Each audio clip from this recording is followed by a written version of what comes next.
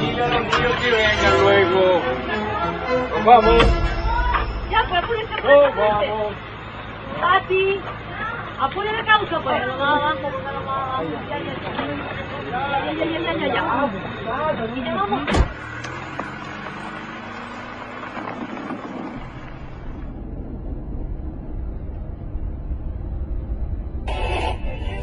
El crecimiento económico de Chile para este año supera todo lo esperado, convirtiendo a Chile en una de las economías más sólidas. Seguimos siendo modelo de progreso para el mundo. ¿Cómo es que llegamos a ser un país tan bacán, Tata, si antes era un país tan pobre?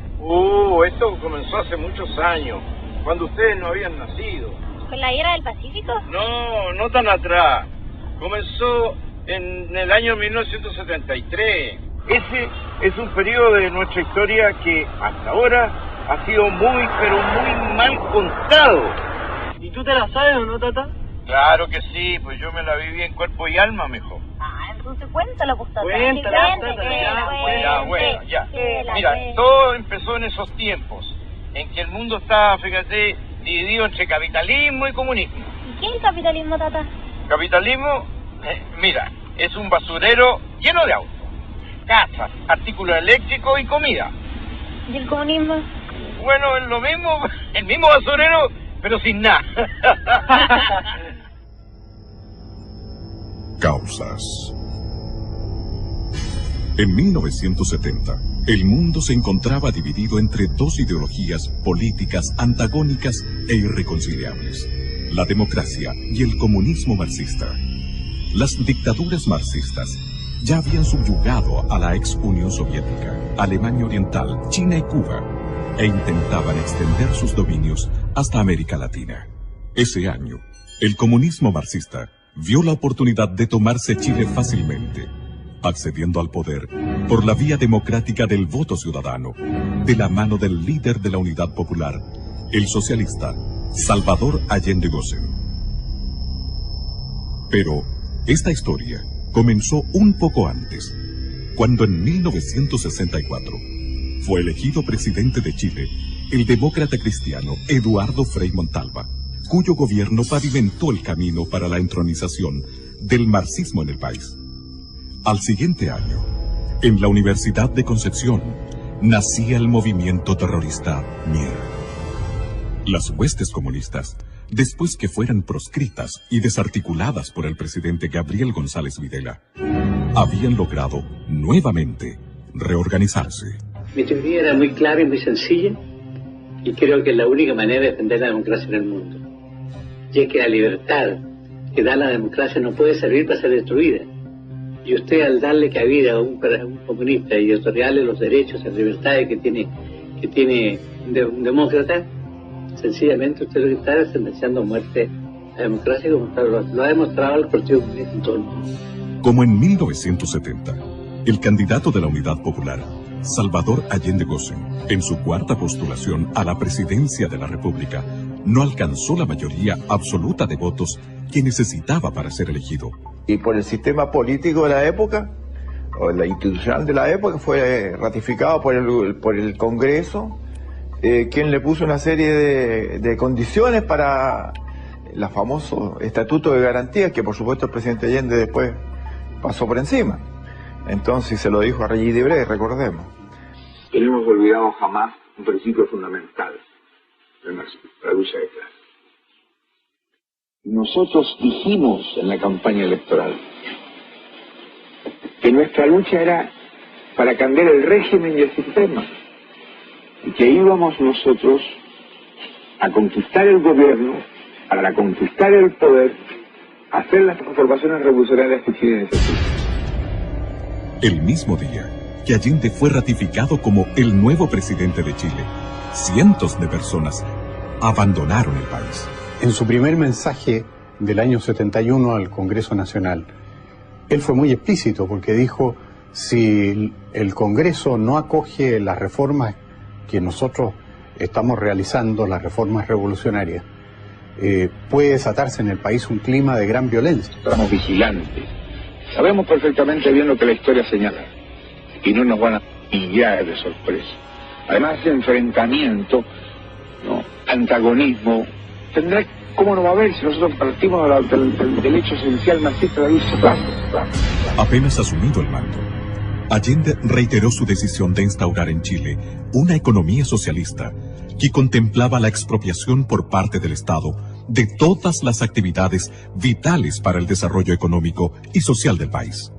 Ya en el mes de noviembre de 1970, miles de casas habían sido ocupadas por la fuerza y más de 1000 predios agrícolas corrieron la misma suerte en los meses siguientes. Al cuerpo de carabineros no se le permitía actuar contra los usurpadores. Los propietarios quedaron solos y desamparados frente al abuso y al desalojo del que eran víctimas. En las primeras semanas de su mandato, Allende indultó a un grupo de extremistas, condenados por los tribunales de justicia, por asalto, robo y asesinatos a policías durante el gobierno de Eduardo Frei Montalva. Allende los calificó como jóvenes idealistas. Uno de los indultados, más tarde, en junio de 1971, asesinaría en plena vía pública al ex vicepresidente de la República, el demócrata cristiano Edmundo Pérez Sujovic. El tipo se bajó con una ametralladora ya a punto de disparar, se puso al lado de papá y le disparó a escasos centímetros. A lo anterior, se agregó una errónea decisión económica.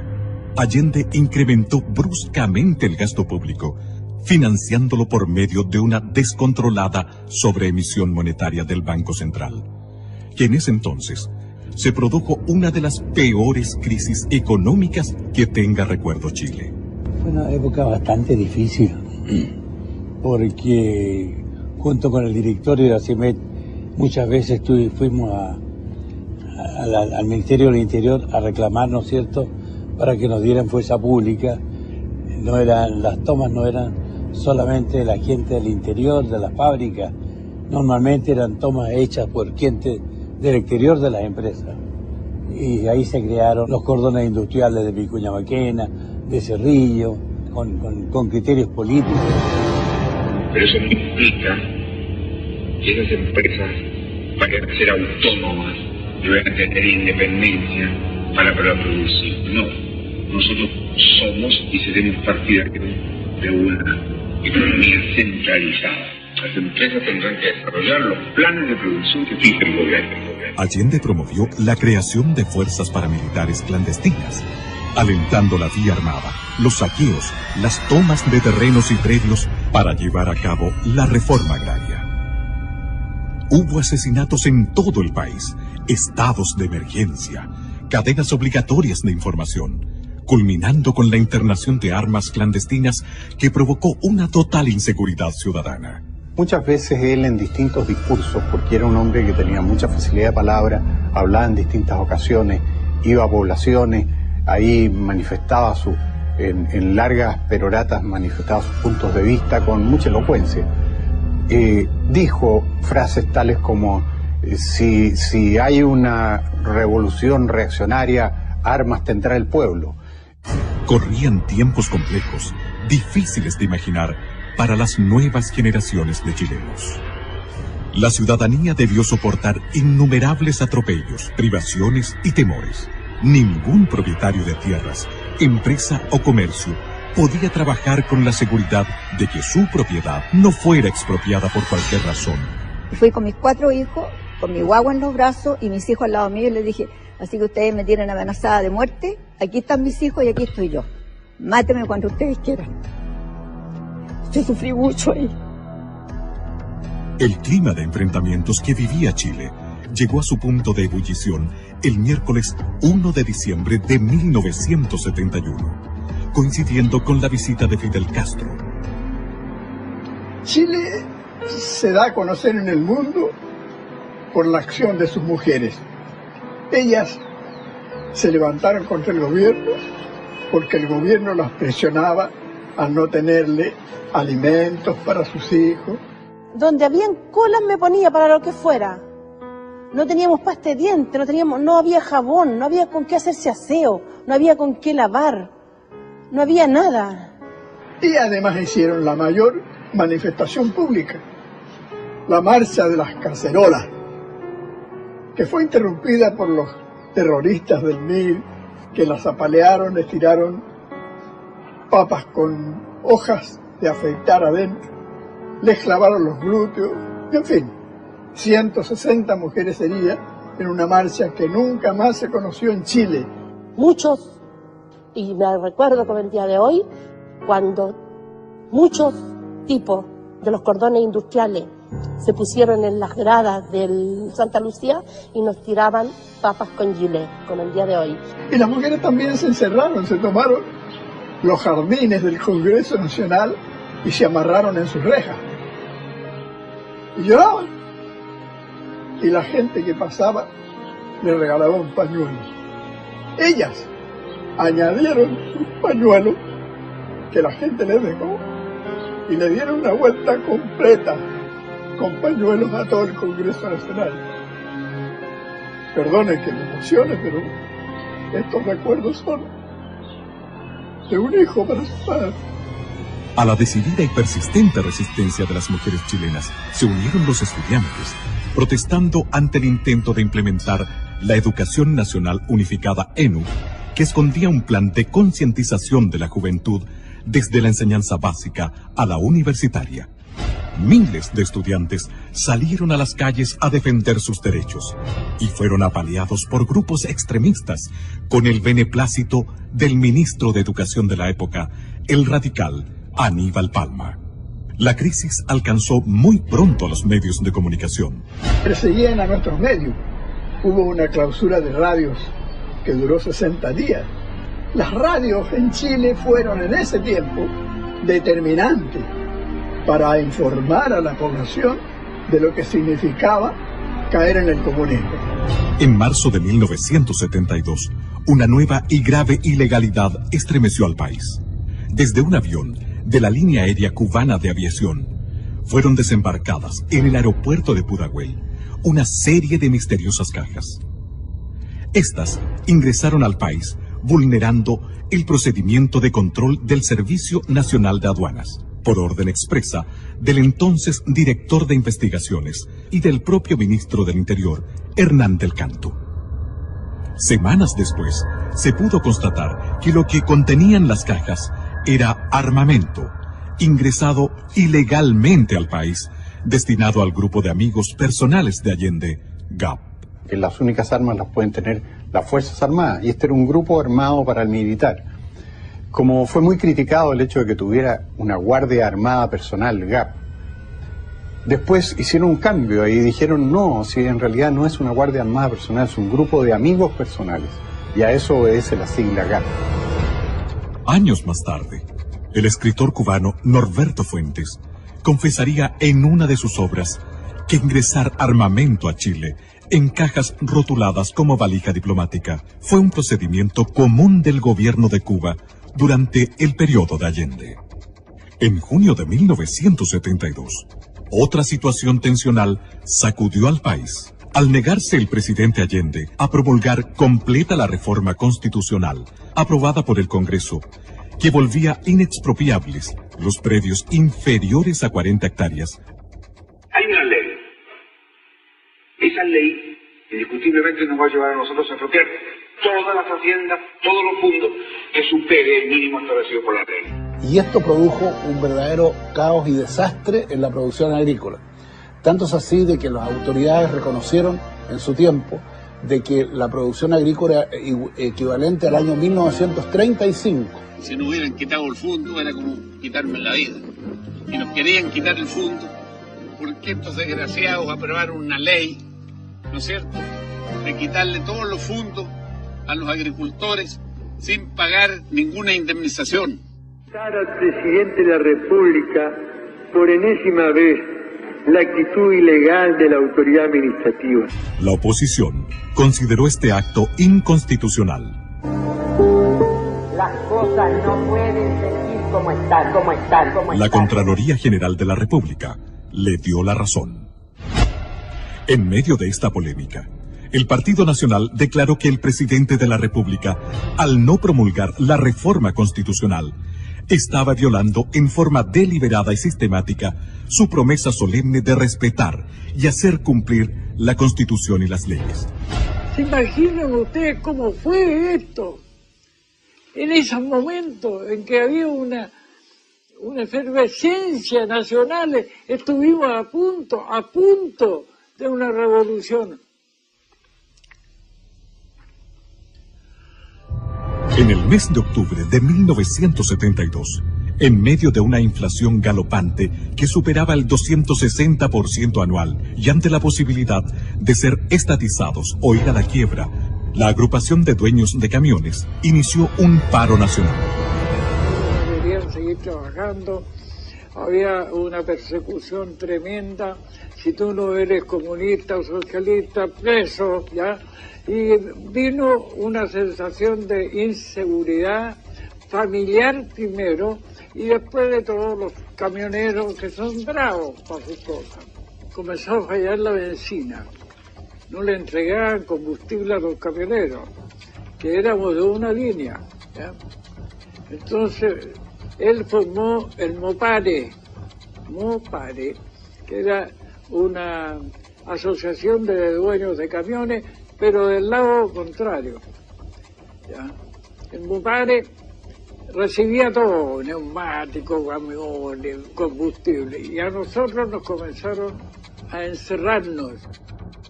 Preocupado por la magnitud y los efectos de la protesta liderada por los camioneros, llamó a miembros de las Fuerzas Armadas a integrarse al gabinete, como una forma engañosa de establecer una solución y restaurar el orden. Me nombraron a mí como secretario general de ese entonces para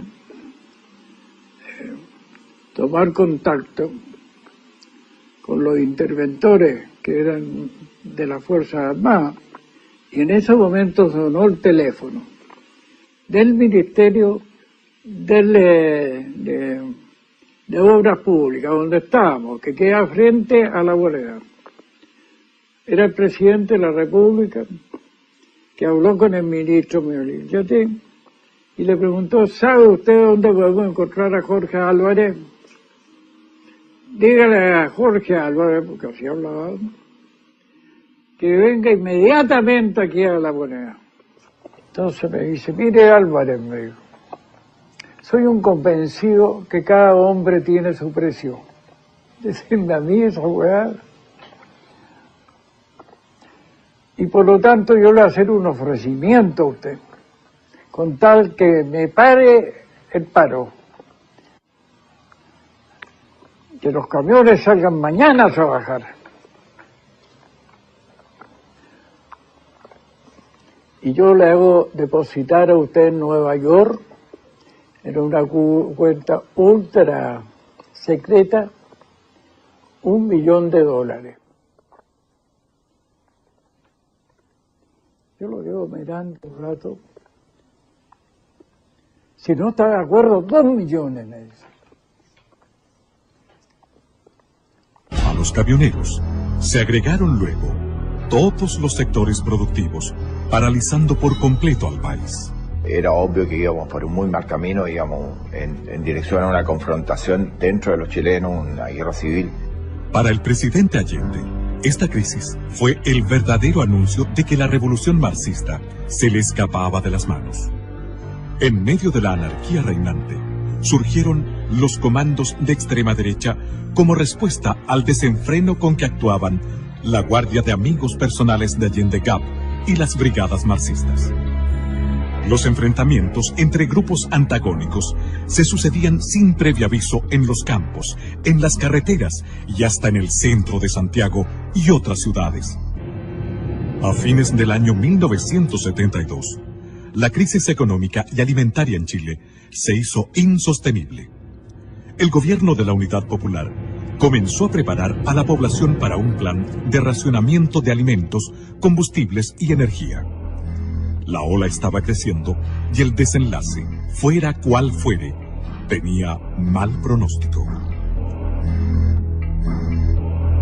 Las Fuerzas Armadas estaban inquietas ante el caos absolutamente visible y palpable, pero se mantenían observantes, fieles a la Constitución, sin intervenir pese al clamor popular que les imponía abruptamente hacer algo.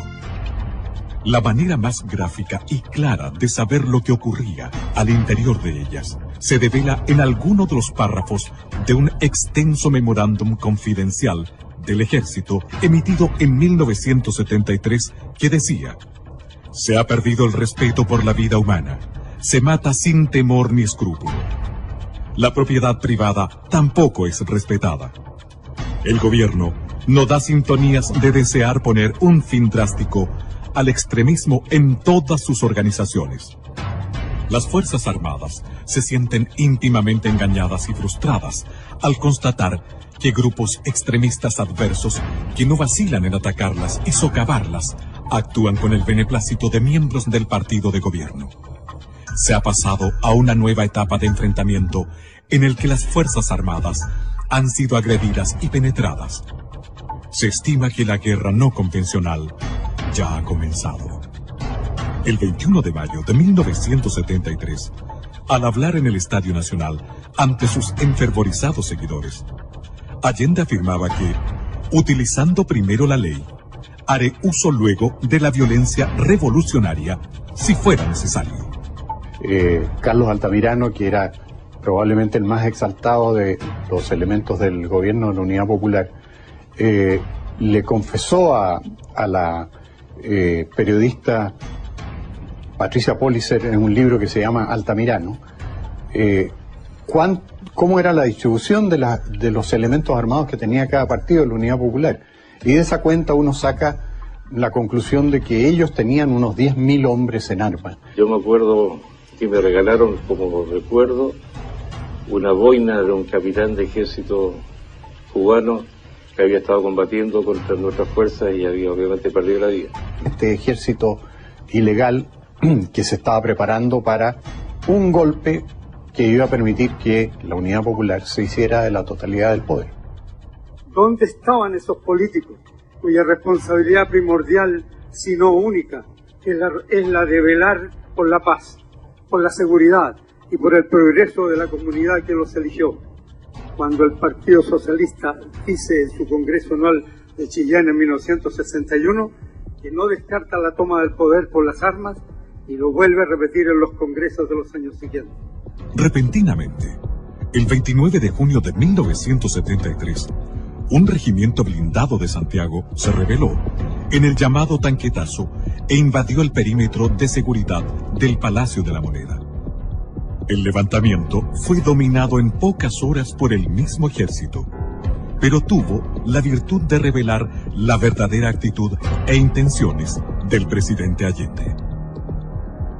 Yo estoy aquí, en Tomás Moro, dijo por radio, con los elementos suficientes para defendernos. Llamo al pueblo a que se tome las industrias, todas las empresas, que estén alerta, que se vuelquen al centro, pero no para ser victimado. Que el pueblo salga a las calles, pero no para ser ametrallado. Que lo haga con prudencia, con cuanto elemento tenga en sus manos.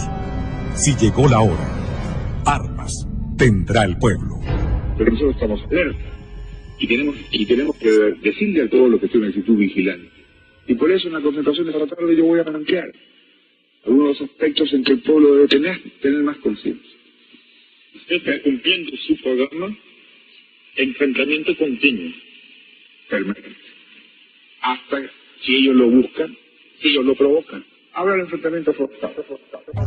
El viernes 6 de julio de 1973, el expresidente de Chile, Eduardo Frei Montalva, que fuera señalado por Pablo Neruda como el general civil del 11 de septiembre, reunido con los representantes de la Sociedad de Fomento Fabril, puso el dedo en la llaga al manifestar: el país está desintegrándose y si no se adoptan urgentes medidas rectificatorias, fatalmente se caerá en una cruenta dictadura marxista a la cubana.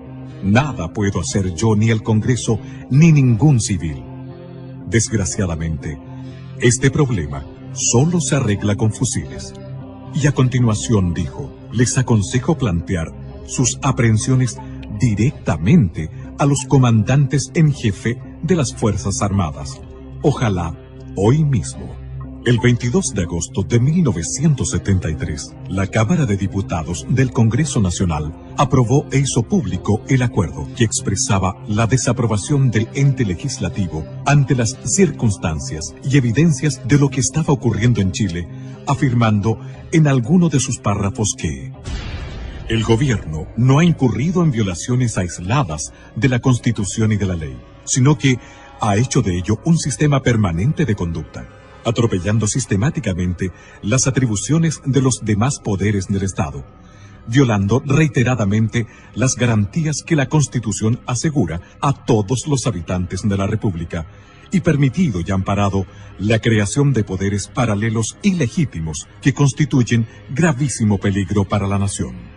Un día después de la declaración de la Cámara de Diputados, el 23 de agosto de 1973, tras un confuso incidente que evidenció la pérdida del liderazgo del general Carlos Prats al interior del ejército, el gobierno de Allende procedió a entregar el mando total del ejército al general de división Augusto Pinochet Ugarte, previa dimisión voluntaria de su antecesor, el general Prats.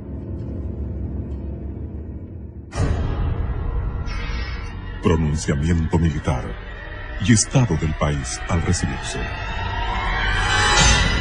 Al asumir el general Augusto Pinochet Ugarte como comandante en jefe del ejército, las piezas claves del porvenir de Chile se ubicaron en el lugar justo, en el momento preciso. Por esos días, la muerte del joven subteniente del ejército Héctor Lacrampet, asesinado a balazos por un comando extremista, dirigido por el mexicano Jorge Albino Sosa Gil, junto a los furibundos llamados del socialista Carlos Altamirano a defender la revolución en las calles y al inminente riesgo de un autogolpe por parte del gobierno de Allende, determinaron la trascendental decisión al interior de las Fuerzas Armadas.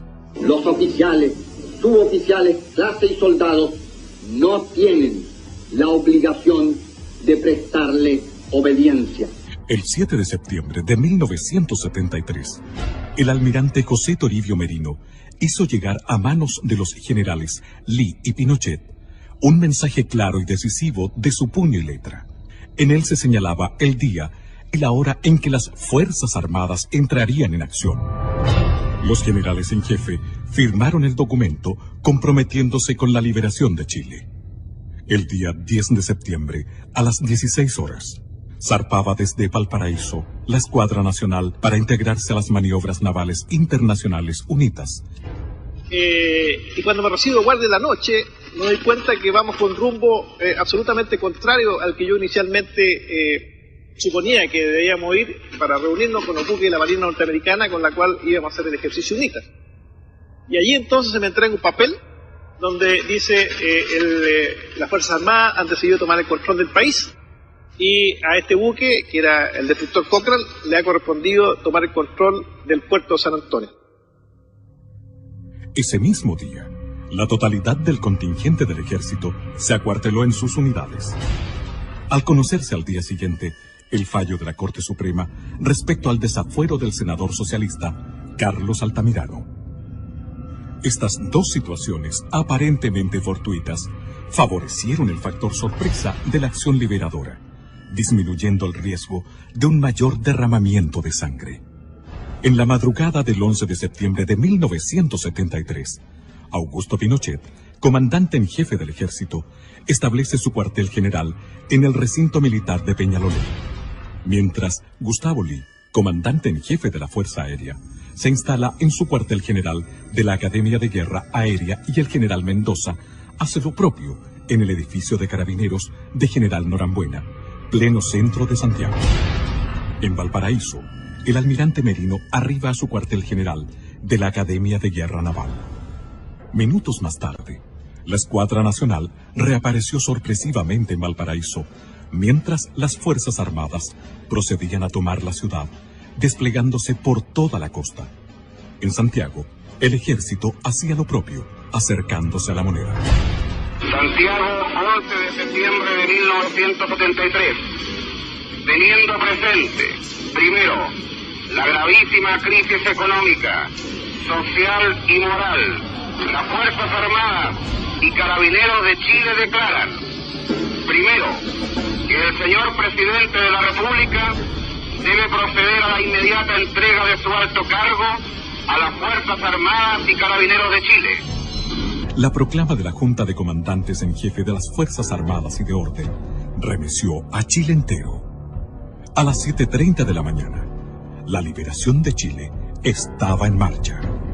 Que en pocas horas, las Fuerzas Armadas controlaban todas las ciudades y centros estratégicos del país.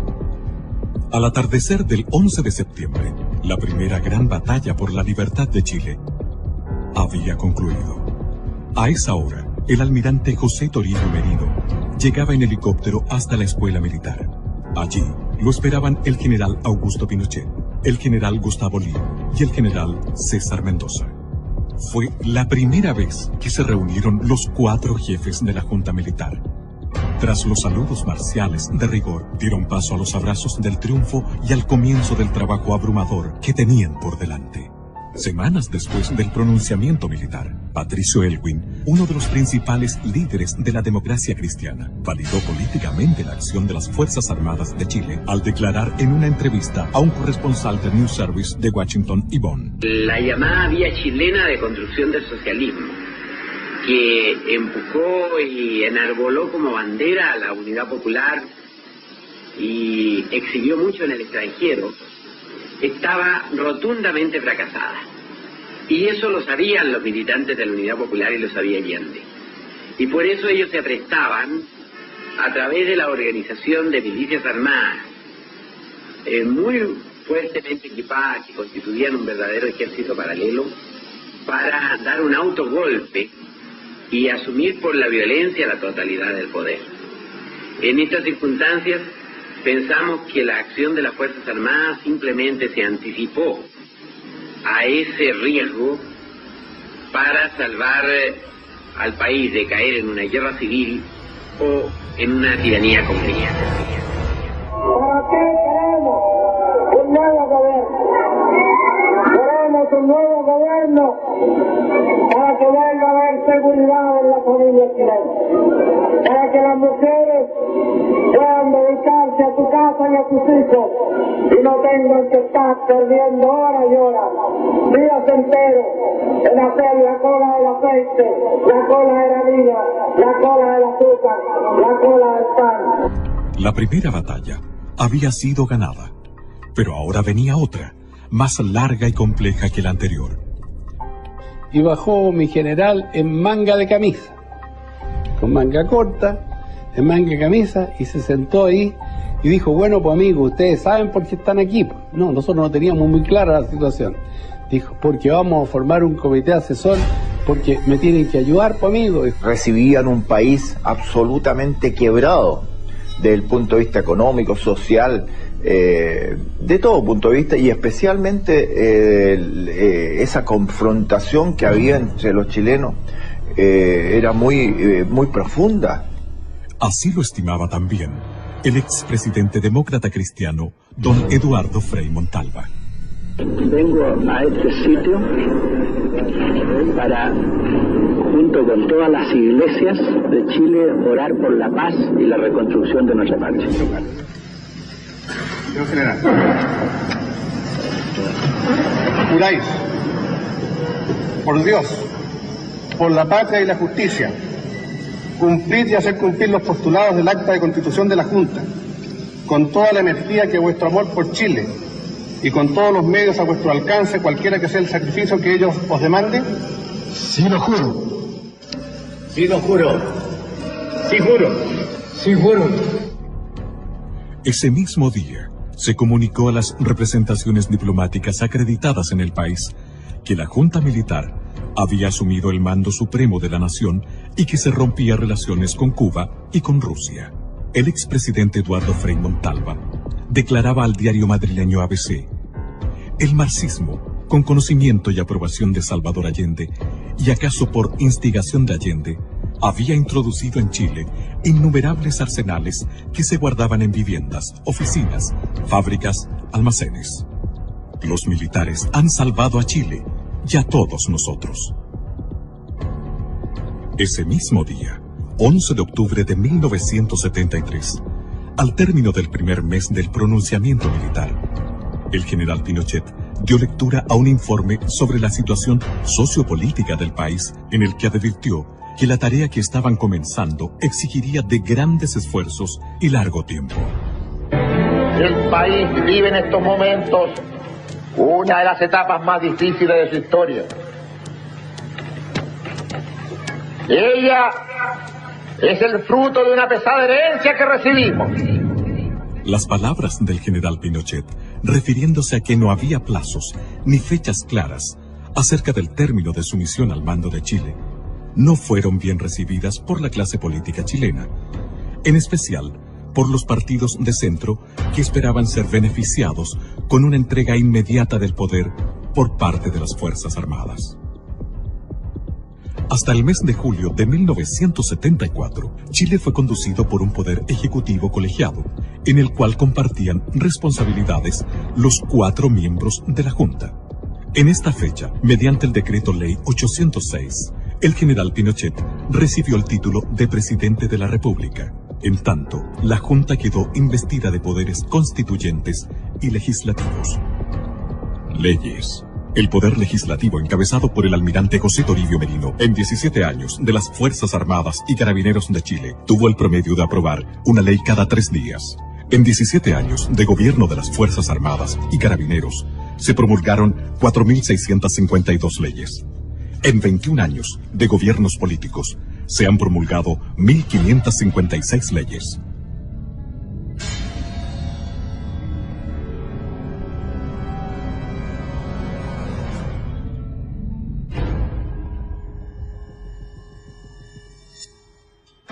Bajo la conducción del presidente Pinochet, se organizó el comité asesor, encargado de diseñar el plan que se requería para sacar a Chile de la ruina en que lo había sumido el marxismo. Nos pusimos en la tarea con varios personajes como Gastón Acuña, Jaime Guzmán, Rubén Díaz, Neira y otros, a la creación de cosas que el gobierno debía hacer, darle ideas a los militares. Si bien los militares no tenían una concepción de detalles sobre el manejo económico del país, contaban con la suficiente inspiración para delinear y aplicar un modelo innovador de desarrollo y con los conocimientos de una serie de destacados oficiales jóvenes que habían hecho estudios y obtenido títulos universitarios en economía en paralelo a su carrera militar. Estudiaba yo en la universidad, en la Escuela de Economía, cuando un día, estando en la Academia de Guerra, el subdirector de la Academia de Guerra era precisamente el comandante don Augusto Pinochet Ugarte. Llegué a Santiago y nos constituyó a cargo del general Canesa a 10 oficiales del ejército que habíamos tenido de alguna u otra forma de preparación extra institucional para que le ayudáramos en esta asesoría, lo que se llamó el Estado Mayor Presidencial primero, pero que después pasó a llamarse el Comité Asesor. Que después de algunos pocos 2 o 3 años se transformó en el Ministerio Secretaría General de la Presidencia. No teníamos ni dónde almorzar, ¿se acuerdan? Y nos daban un rancho como la Carabina. ¿Qué íbamos a alegar? Así nació esta cuestión, de a poquito, de a poquito, de a poquito. Así, asesorado por su propio staff y por la pericia de un grupo de jóvenes y brillantes economistas, egresados de la Universidad Católica de Chile, con postgrado en la Universidad de Chicago, y del propio Milton Friedman, el presidente Pinochet asumió este desafío, firmemente convencido de que era el único modo posible de levantar al país en corto tiempo. El 14 de septiembre de 1973 se integró a este equipo el economista Sergio de Castro, asesor del ministro de Economía Fernando Lenis y uno de los redactores del célebre documento denominado El Ladrillo, que más adelante se convertiría en el líder de los economistas liberales que diseñaron y dieron vida al milagro chileno.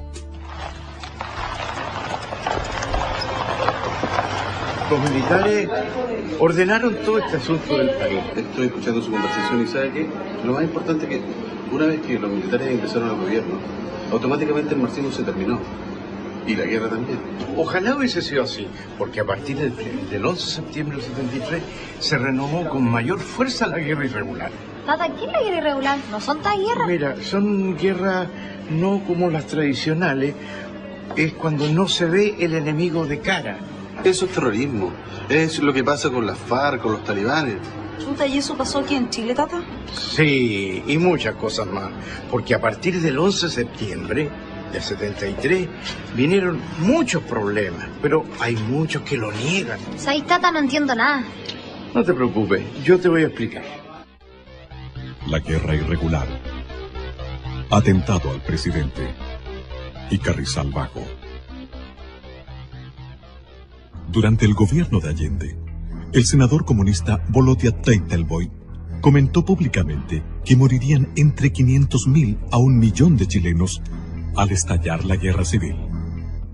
Yo recuerdo el mismo 11 de septiembre, por el puesto en que a mí me tocó ir a servir, cuando trajeron el armamento recuperado de la casa del presidente de la República, de Tomás Moro, y aparecieron los fusiles AK-47, los famosos Kalashnikov, este fusil tan en esos años propio del Pacto de Varsovia, o sea, toda la gente de la órbita soviética. Si esta guerra civil nunca llegó a cumplir su sangriento objetivo, fue gracias al trabajo de los servicios de seguridad e inteligencia de las Fuerzas Armadas y de Orden, las que debieron enfrentar un largo estado de guerra irregular que costó la vida a varios de sus miembros. Evidentemente que existía una guerra no regular, una guerra no declarada, pero existía. Nosotros los carabineros sufrimos muchas bajas, nos mataron mucha gente. Todo ese impacto nos llevó a concluir de que habían estas bandas organizadas con mucho poder y hubo que organizar servicios de seguridad que lucharon intensamente contra esa gente y no como se dice actualmente se luchó contra los opositores del gobierno militar, ¿no? Por consecuencia, esto los obligaría a aceptar que el calificativo recurrente de asesinos en realidad se lo merecen quienes armaron a jóvenes inexpertos para enfrentarse al ejército institucional y no los miembros de este, que por obligación profesional debieron reprimir a un ejército irregular. Hoy puedo afirmar que por suerte no obtuvimos la victoria, porque de haber sido así, teniendo en cuenta nuestra formación y el grado de dependencia con Cuba, hubiéramos ahogado el continente en una barbarie generalizada.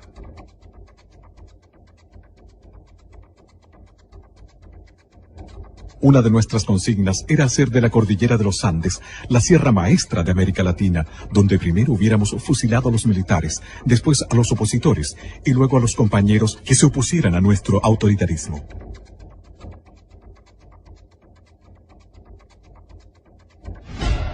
Este estado de guerra irregular solo fue evidente para la ciudadanía a través de algunos hitos que trascendieron hacia la opinión pública, como los secuestros y asesinatos de relevantes personajes del quehacer nacional.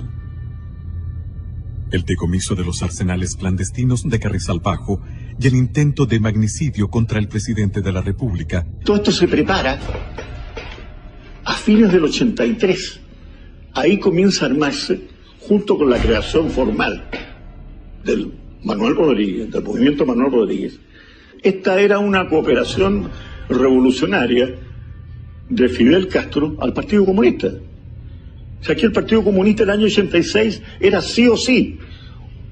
El régimen militar tenía que terminar, a como diera lugar. Pese a que la Constitución de 1980 dejaba establecidos los plazos para transferir el poder a quienes el pueblo eligiera en los procesos electorales de 1988 y 1989, como efectivamente sucedió, el 14 de diciembre de 1983, surgió la organización autodenominada Frente Patriótico Manuel Rodríguez. ¿Estas armas de dónde venían? Estas armas eran armamento del ejército de Estados Unidos abandonado en Vietnam. Y eso pudo determinarlo un peritaje del FBI. Estas armas fueron llevadas a Cuba, fueron entregadas a Cuba.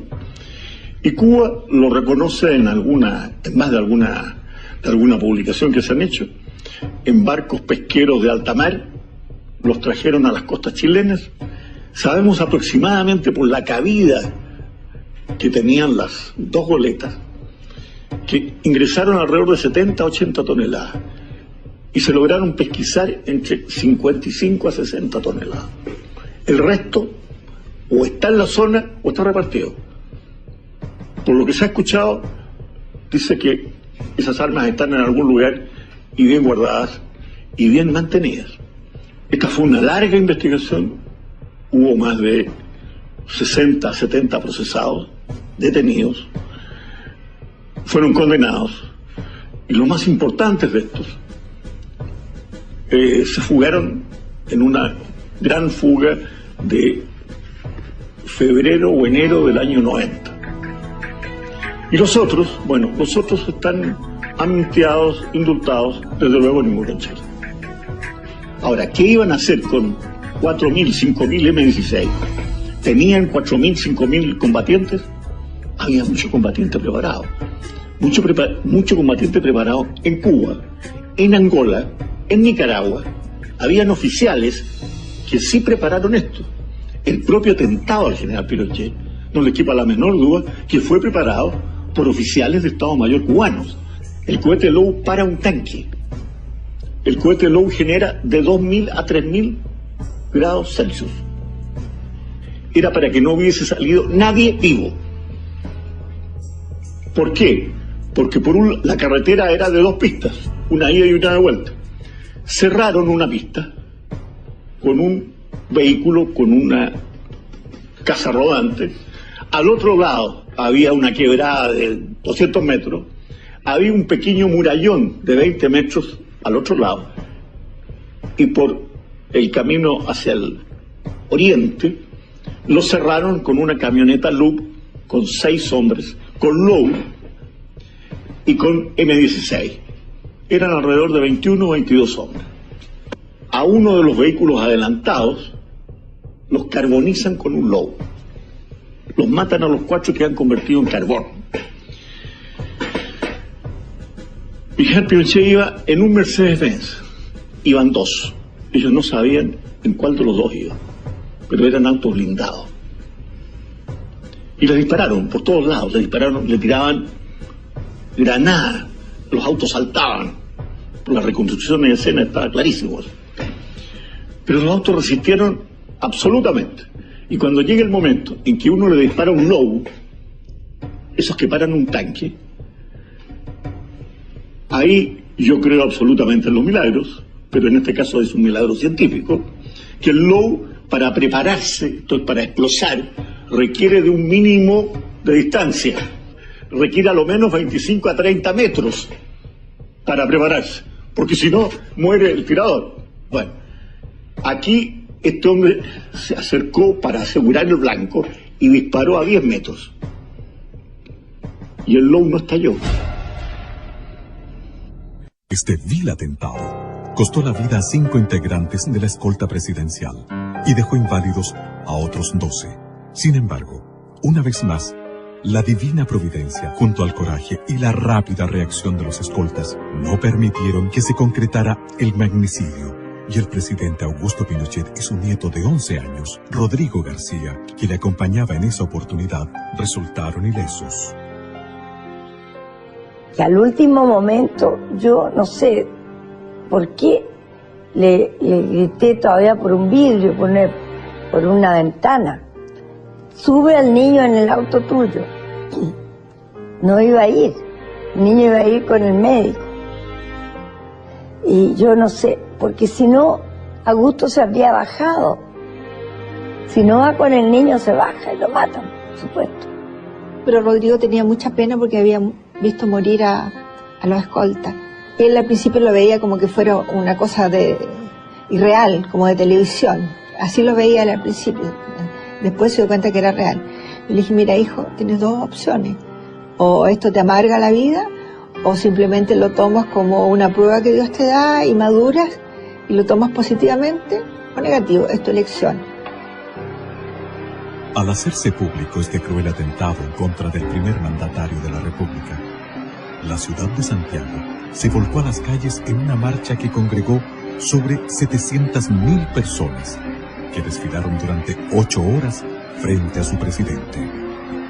Destacando las escarapelas del partido Avanzada Nacional, bastión nacionalista que llegó a tener 122.000 militantes.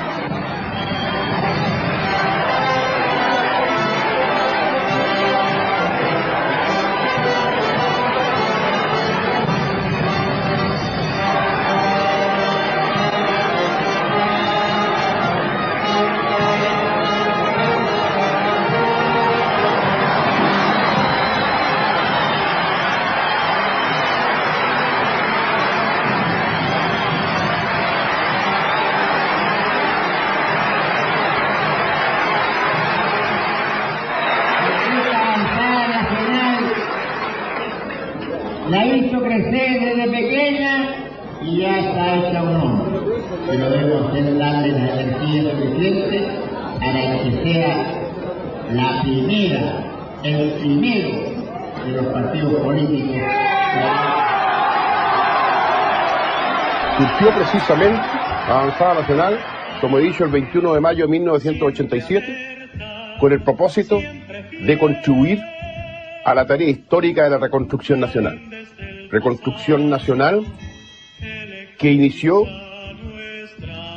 o que se inició, con el pronunciamiento militar del 11 de septiembre de 1973.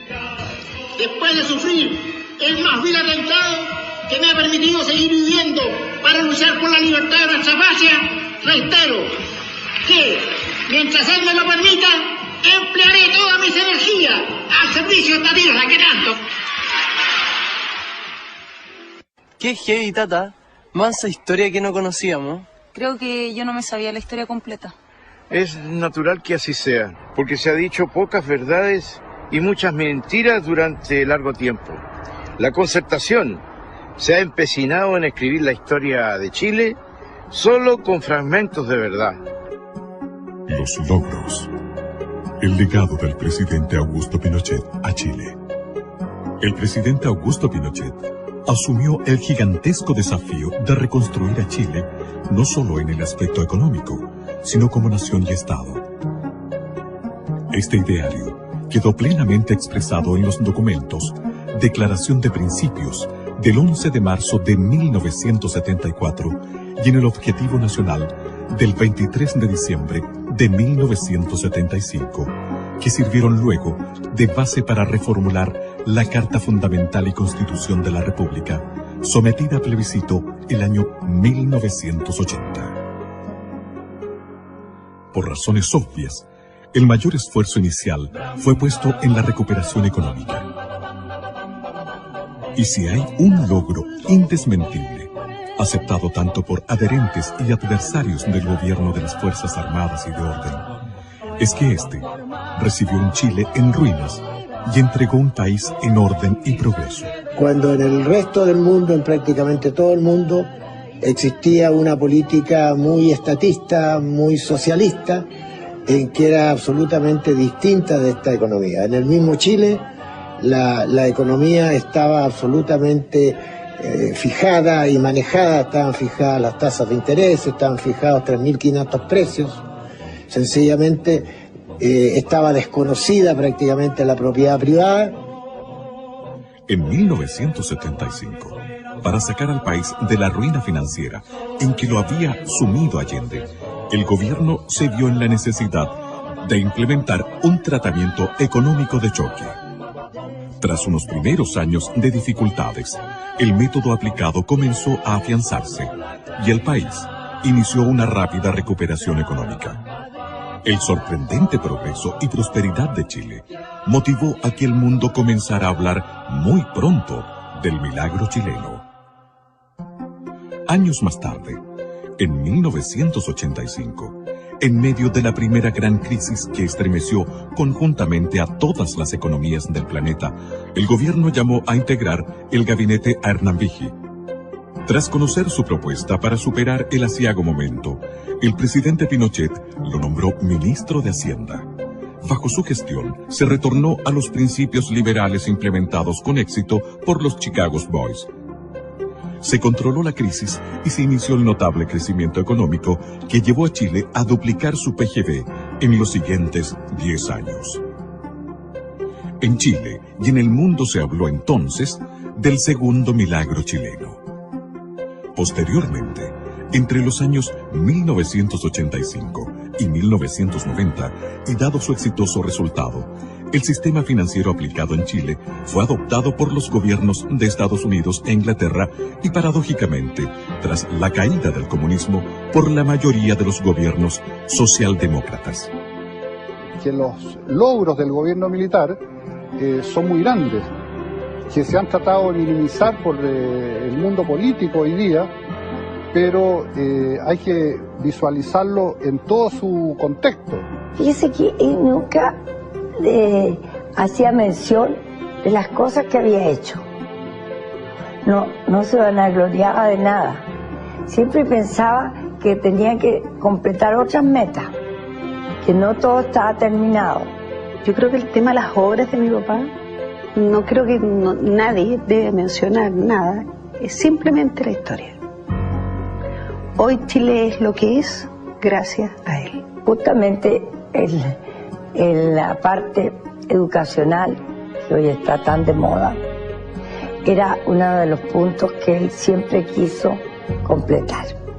Consciente de la urgente necesidad de dotar a Chile de un sistema descentralizador que potenciara los recursos humanos, materiales y productivos de cada lugar geográfico del país, el gobierno dictó uno de los decretos más significativos para el desarrollo de Chile, el Decreto Ley número 575, que instauró la visionaria división política y administrativa del país, conocida como la regionalización. Y todos integrados a hacer lo que estamos haciendo. Si todos tenemos un objetivo que es levantar a la nación. No se trata de levantar una parte, se trata de levantar todo el país. Me dijo, yo quiero, así con la voz que tenía, yo quiero un organismo de colaboración al más alto nivel y en todas las direcciones. ¿Está claro? Sí, mi general. Bien, a trabajar. Esta nueva división política y administrativa de Chile fue un paso gigantesco en pos de la integración del país, que hasta la fecha aparecía extremadamente dependiente del gobierno central. Tras la regionalización, con notable visión geopolítica, el presidente Pinochet hizo realidad la construcción de la carretera austral, la ruta más hermosa de nuestro país, integrando a Chile, el extremo sur y a sus habitantes. Era el país a un porcentaje importante del país que estaba totalmente aislado. Y el regimiento Arauca no inició el camino, la carretera austral, desde el lago Yelcho hacia el sur. El presidente de la República dispuso que se iniciara el camino desde Chaitén al sur, y es así como el año 82 se inauguró el tramo de Chaitén a Coyhaique, 420 kilómetros. Y además de esos 420 kilómetros se hicieron 7 caminos transversales.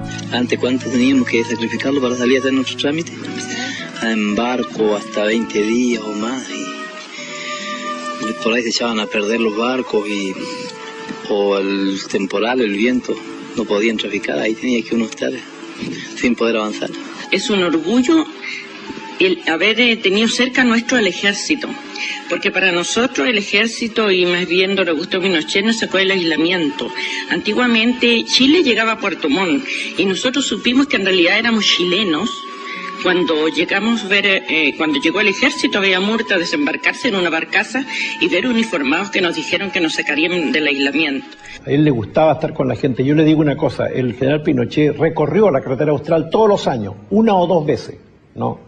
Entregó escuelas, tomó contacto con la gente, entregó centrales hidroeléctricas, entregó postas.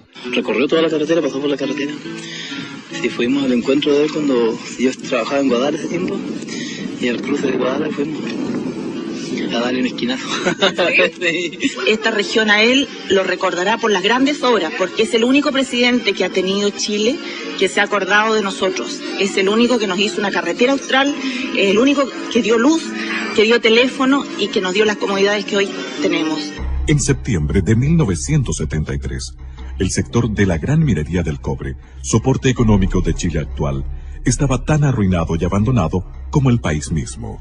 Cuando llegué a la minería, era un sector que estaba con una explotación bastante incipiente. Para muestra, darte un botón. No tenían dónde hacer la depositación de los relaves en el cobre. Y la depositación de relaves, lo mismo que a usted le entregan una casa sin alcantarillado. ¿Cómo sigue produciendo? Esa sola cosa obligó a hacer una serie de asuntos que sería imposible explicarle en 2 minutos, pero que significó un trabajo bárbaro. Durante el gobierno de don Eduardo Frei Montalva, se decidió que las compañías estadounidenses debían entregar al Estado el 51% del negocio, conservando ellas el 49% y también su administración, ya que en Chile no había conocimientos ni especialistas para administrar exitosamente este sector. En 1971, el gobierno de Allende expropió y nacionalizó la totalidad de las empresas mineras administradas por empresas extranjeras, acción que contó con el respaldo unánime del Congreso Pleno.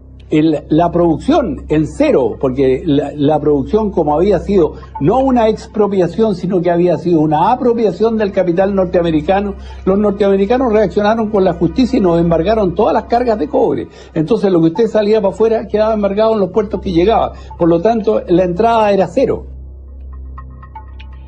El presidente Pinochet concibió a las empresas que conformaban la gran minería del cobre como una entidad unitaria regida por una política general global, con objeto de maximizar la eficiencia y aprovechar la economía a escala. Así fue que en 1976, el Decreto Ley 1350 creó Codelco Chile.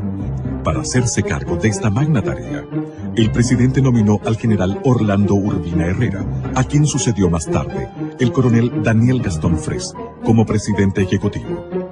A fines de los años 70, Chile comenzó a despegar. La economía y el sector productivo daban claras señales de crecimiento y reactivación. En ese momento, el presidente Pinochet decidió abordar otras importantes reestructuraciones que Chile necesitaba para consolidarse como una gran nación. Llevó a cabo la modernización de la justicia a través de la reconstrucción del Poder Judicial y la modernización de la Tesorería General de la República, del Servicio Nacional de Aduanas y de la Casa de Moneda de Chile. Con el fin de dar normalidad a la economía nacional, se creó la Superintendencia de Bancos e Instituciones Financieras y la Superintendencia de Valores y Seguros. Lo principal o lo definitivo fue el aceptar e introducir, mejor dicho, la política de mercado, la llamada en ese momento política social de mercado, como su nombre lo dice. Anticipándose a las tendencias del mundo actual, redujo el tamaño del Estado y modernizó todas sus funciones. Creó o reformuló ministerios y encargó innumerables estudios para orientar certeramente todas las refundaciones. Se dio a conocer el mapa de la extrema pobreza en Chile. Un estudio encargado por el AODEPLAN y al Instituto de Economía de la Universidad Católica, con objeto de conocer la cantidad y distribución de los pobres en el país.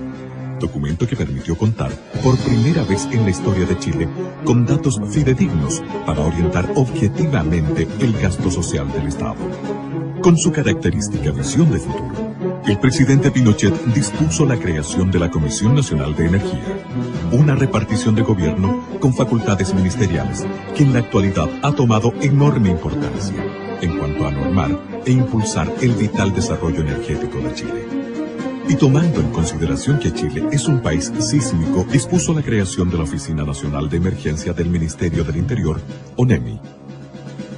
Creó la Academia Nacional de Estudios Políticos y Estratégicos, ANEP, destinada a preparar a los altos mandos de la nación. Impulsó el fortalecimiento de la agricultura. Y eso produjo el auge que hemos tenido en la producción agrícola, que hoy día Chile exporta miles de millones de dólares, y eso ha significado que se cree casi 800.000 personas trabajando en el agro, en una actividad pujante, cada día más renovada y más activa. Junto a lo anterior, se introdujeron variados avances tecnológicos orientados a aumentar el rendimiento por hectáreas cultivadas y mejorar la calidad de los productos, entre otros, el sistema de regadío gota a gota. Se sacó una ley, que es la ley de fomento a obras de riego, en que se incentivaba al privado a invertir en obras de riego. Preocupado por las necesidades de los trabajadores, se puso en vigencia la aplicación de un plan laboral basado en la promulgación de un nuevo Código del Trabajo. Habían una serie de rigideces en la legislación del trabajo que atentaba precisamente contra la contratación de los trabajadores. Y la prueba más clara es que un estudio hecho, creo que al final del gobierno de don Eduardo Frei Montalva, indicaba que no se habían creado nuevas fuentes de trabajo a ese nivel. Uno de los beneficios más importantes y trascendentales que tuvo en miras el gobierno del general Pinochet fue terminar con la división de las clases sociales entre los trabajadores obreros y empleados. El obrero, que era el hombre que trabajaba con el pico y la pala, y el trabajador, que era el trabajador de cuello y corbata, estaban divididos en un modo casi infranqueable, y siempre había mucha división respecto de las relaciones que tenían que tener entre ambos. En el sector salud, el gobierno reformuló prácticamente todo, con objeto de elevar los estándares de servicio y de acceso a la salud en Chile. No se opta por construir más hospitales, se opta fundamentalmente por atacar los problemas de salud. ¿Por qué surgen los problemas de salud? Vamos a atender a la madre, vamos a evitar la desnutrición, vamos a buscar llegar al máximo de la ciudadanía, postas a lo largo de todo el país, de modo que efectivamente la gente, desde los comienzos del nacimiento del niño, estuviera bien alimentado. Se crean programas de alimentación en los colegios. Para mejorar el servicio a las personas, reemplazó el Servicio Nacional de Salud y el Servicio Médico Nacional de Empleados por el Fondo Nacional de Salud, FONASA. Además, puso en marcha el nuevo sistema de salud, ISAPRE. Los índices de salud durante el gobierno militar,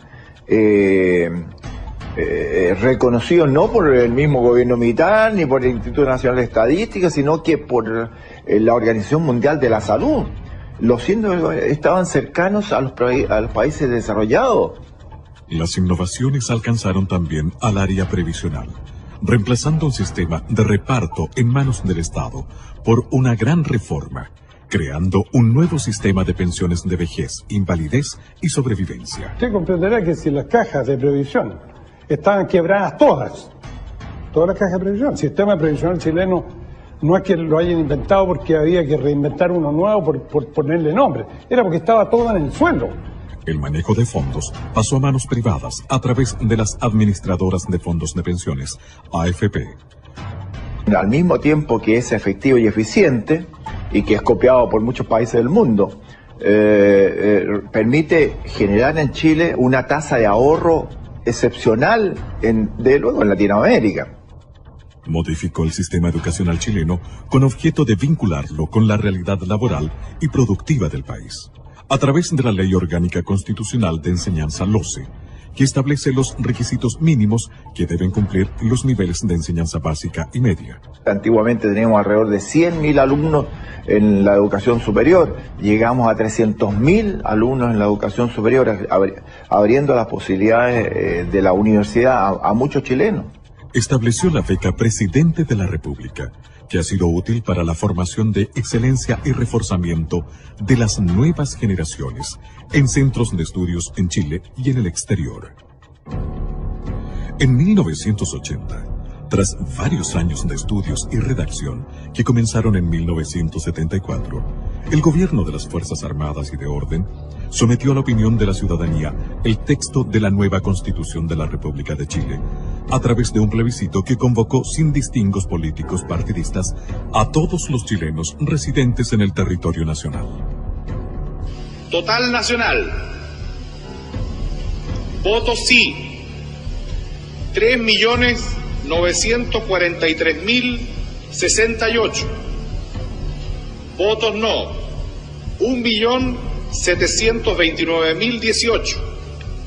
Nulos, 165.855. El país aprobó la nueva Carta Fundamental, que hasta hoy rige a Chile, dándole pleno respaldo a las reformas y modernizaciones presentes en ella, como también a las disposiciones transitorias que establecían que la Junta de Gobierno asumía las funciones legislativas y constituyentes con el capitán general Augusto Pinochet Ugarte como única autoridad ejecutiva a nivel nacional, y al marco institucional que establecía el mecanismo para la sucesión del presidente a través de un plebiscito a efectuarse en 1988 y posteriormente, según los resultados de este, la realización de elecciones libres presidenciales y parlamentarias en 1989, tal cual aconteció. Reafirmando lo anterior, el presidente Pinochet dispuso e impulsó la construcción de las instalaciones del actual Congreso Nacional en la ciudad de Valparaíso y creó la ley de partidos políticos con la cual se rigen la totalidad de los partidos existentes en la actualidad. Con notable visión geoeconómica, el presidente Pinochet puso especial énfasis en el desarrollo del comercio exterior que años más tarde daría paso a los innumerables tratados de libre comercio que han significado prosperidad económica y nuevas fuentes de trabajo en Chile. Y creó ProChile para proveer al comercio exterior de un instrumento de promoción y respaldo especializado, con una oficina en cada una de las sedes diplomáticas nacionales. En este periodo se inició el gran poder exportador de productos no tradicionales que a la fecha solo era de carácter minero. Chile se convirtió en el principal país exportador hortofrutícola del hemisferio sur. Se dispuso la apertura de la economía al mundo exterior. Se eliminaron las barreras no arancelarias y se aplicó la rebaja y uniformidad de los aranceles. Hecho este último que permitió al presidente Pinochet concretar dos logros en uno. Al implementar la zona franca de Iquique y el moderno aeropuerto en la misma ciudad, como medio de estimular la recuperación económica de la zona. Creó el Servicio Nacional de Turismo, Sernatur, encargada de la promoción del turismo a nivel nacional e internacional. No solo las grandes transformaciones y modernizaciones ocuparon al presidente Pinochet. Su grandiosa obra está salpicada de detalles. Tenía mucho aprecio a los mapuches. Y tanto así que, por ejemplo, en el Consejo Económico Social, su principal preocupación fue tener un representante del mundo mapuche ahí, que fue el profesor Efraín Nahuelpan, que vive en Villarrica. Además, en el sur, él fue nombrado lonco, se le entregó la clava, que es el toque de mando de los mapuches, como símbolo, y de hecho, ellos tienen muy buen recuerdo, porque cuando hubo que repartir las tierras después de la reforma agraria, ellos se convirtieron en propietarios, verdaderos propietarios de sus tierras. Creo que era un ser excepcional, una persona preocupada de todos quienes trabajábamos al lado de él. Siempre tenía una palabra de preguntarle cómo se encontraba la familia. Haciendo gala de su gran espíritu patriota, dispuso por decreto que la cueca fuera oficializada como baile nacional e incorporó como símbolos patrios al copihue y la araucaria. Faltaba algo, faltaba que alguien le pusiera la marca, porque el animal con marca, ese tiene valor. Y fue así como mi capitán Augusto Pinochet Ugarte acordó firmar el decreto con fuerza de ley de que la cueca era la danza nacional. Fue el primer presidente de Chile en ejercicio en viajar a Isla de Pascua. En Rapa Nui había solo 1.200 electores, cifra a la que los políticos no le daban relevancia. Sin embargo, el presidente Pinochet, con su visión geopolítica, no lo consideró así y llevó a la isla progreso, fomentando el turismo y construyendo un hospital que en esos años tuvo un costo de $3 millones. La emoción y alegría de los pascuenses se reflejó en el tierno y conmovedor saludo que le brindó una pequeña pascuense.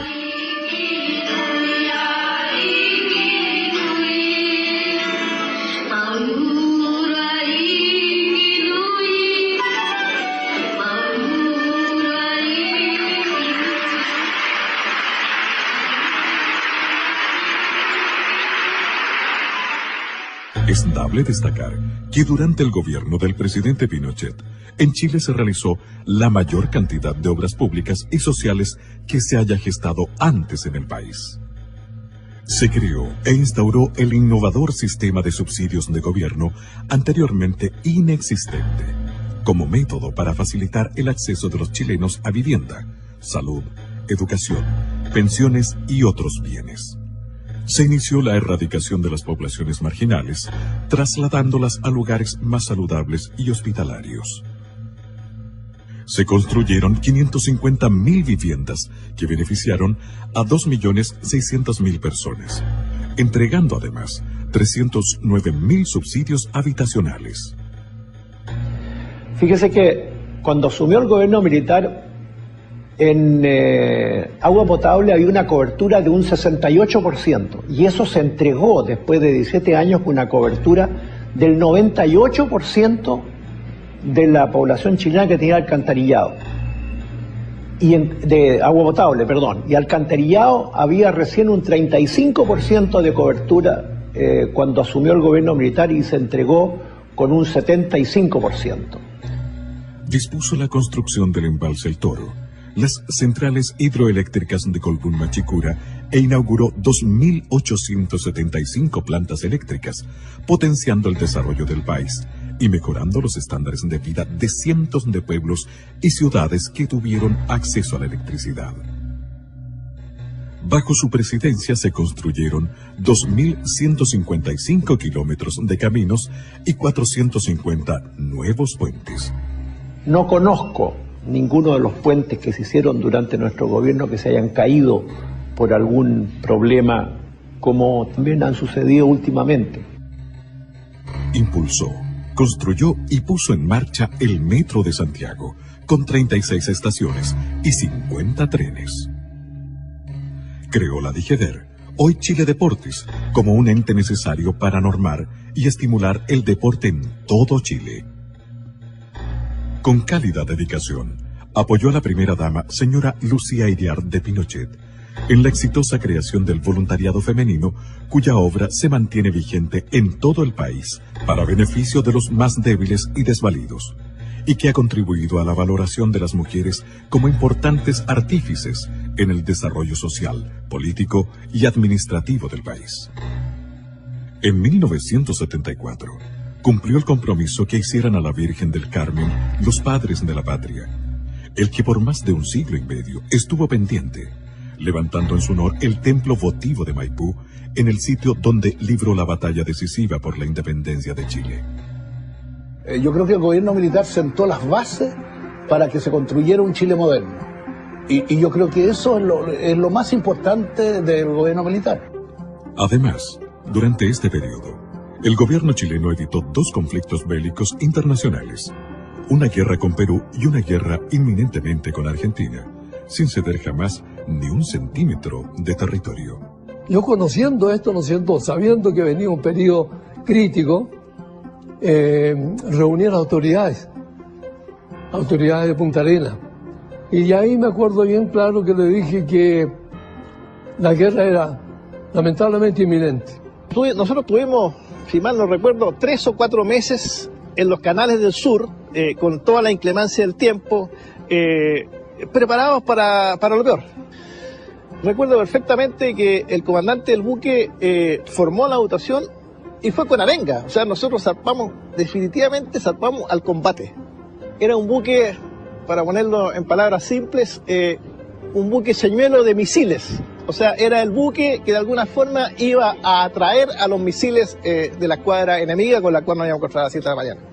Así que, la verdad, las posibilidades de sobrevivencia a ese buque eran bastante escasas. Sin embargo, cada uno cumplió exactamente con su deber y cada uno estaba en su puesto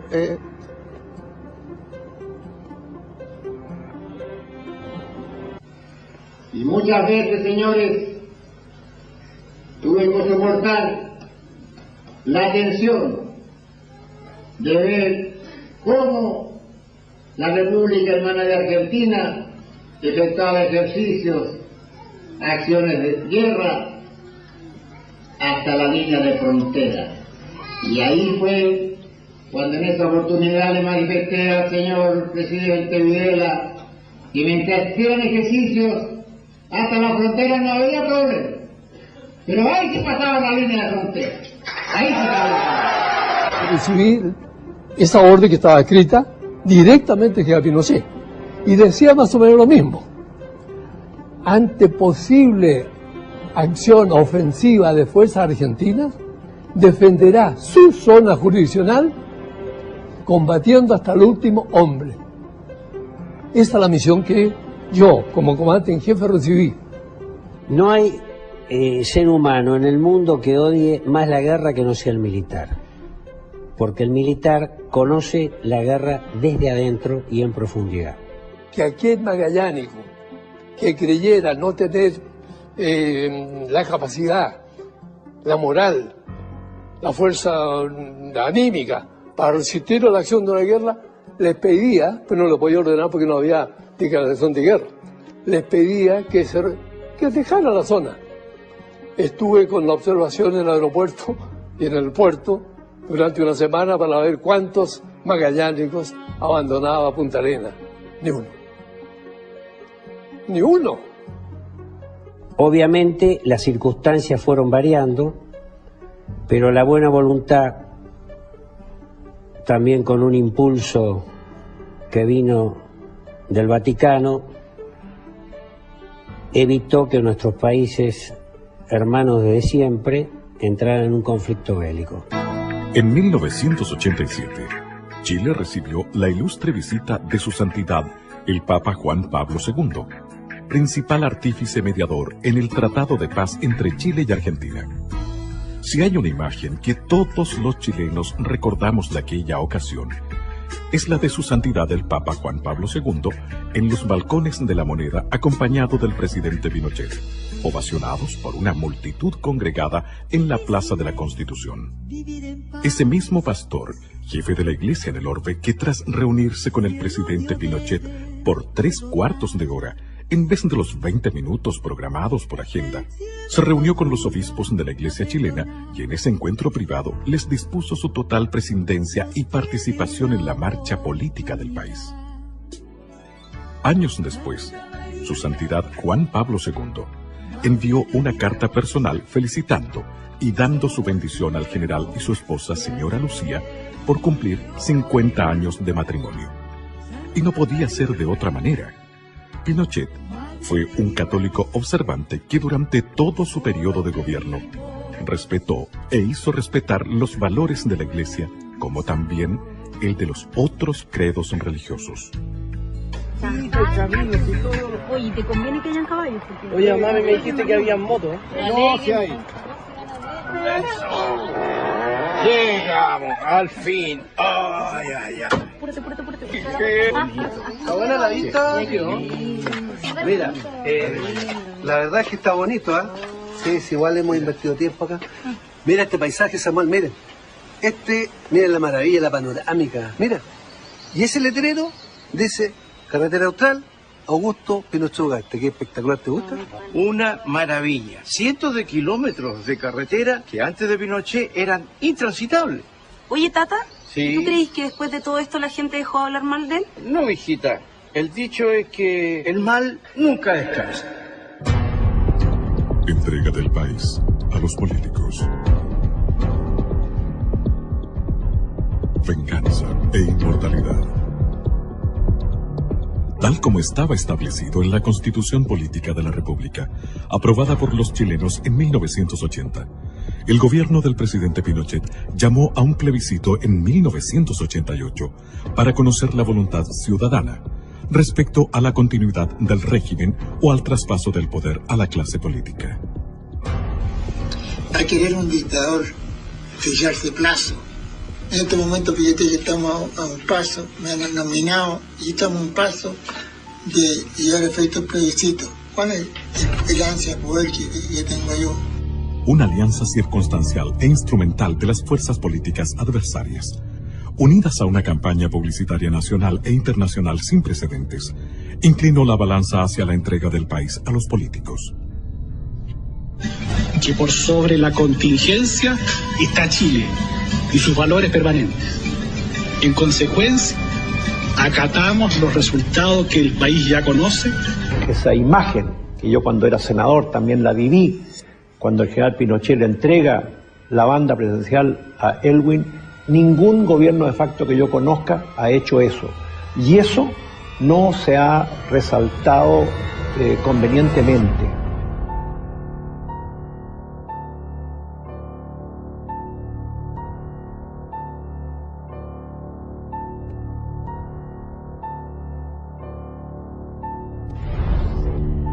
Las instrucciones a los ministros, a los intendentes, fue preparar una entrega modelo. Y así se hizo en cada una de las oficinas públicas, entregar totalmente transparentado lo que era en ese minuto el organismo fiscal. Se entregaba a una nación ordenada, fuerte y sólida, que ostentaba un 5% de cesantía y un 7% de crecimiento económico. Y en este momento se ingresa ya a la sala de plenarios, con lo cual se da inicio así a la solemne ceremonia en que el presidente de la República dará cuenta de su gestión de gobierno de estos 16 años.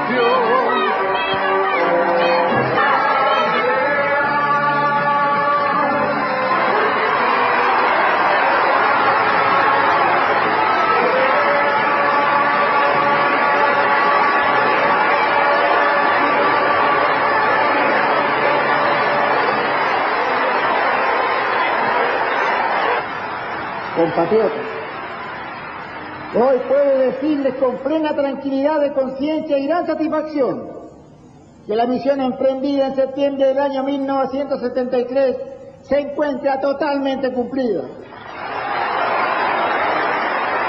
Chilenas y chilenos, tengo fe en los chilenos y esperanza en su promisorio destino. Las tengo porque en estos 16 años de trabajo conjunto hemos forjado una orden institucional cuya solidez y coherencia constituyen el fundamento más sólido para seguir avanzando hacia el pleno desarrollo. No olvidemos nunca que fuimos capaces de levantar a Chile de las ruinas y que hemos construido un país nuevo, moderno y pujante. En consecuencia, comprometámonos ahora y para siempre a no permitir jamás que nuestro país deje de ser esa patria orgullosa, soberana y libre que tanto amamos. ¡Viva Chile! El poder civil fue asumido por un gobierno de coalición o de concertación de partidos políticos, donde figuró la Democracia Cristiana, el Partido Radical, el Partido por la Democracia y el Partido Socialista.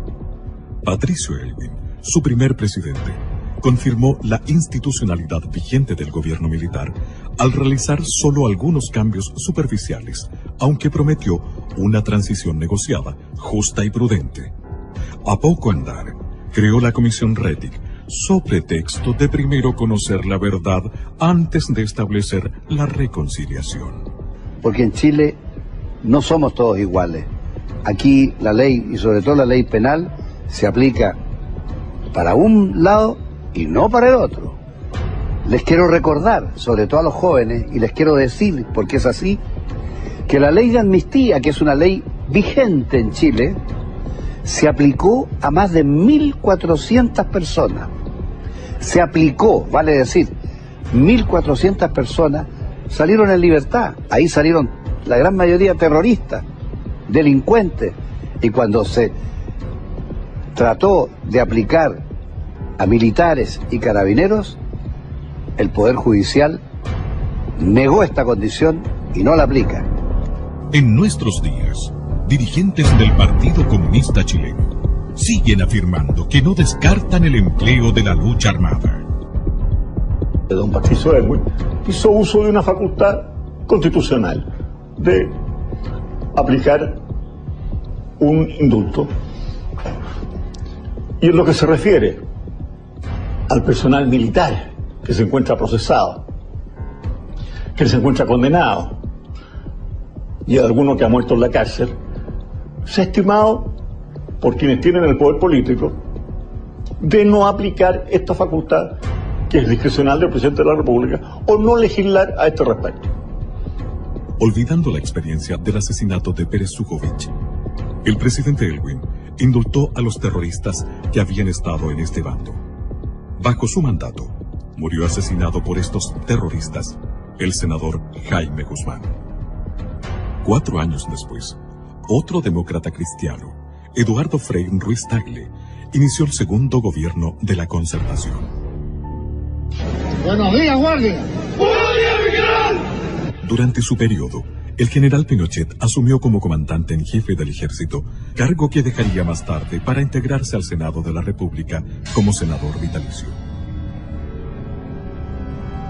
Siendo un senador de la República y encontrándose de viaje por Europa, el general Pinochet fue detenido en Inglaterra e interrogado por sus tribunales. Él acudió allá con el fin de someterse a una operación quirúrgica, que fue muy exitosa.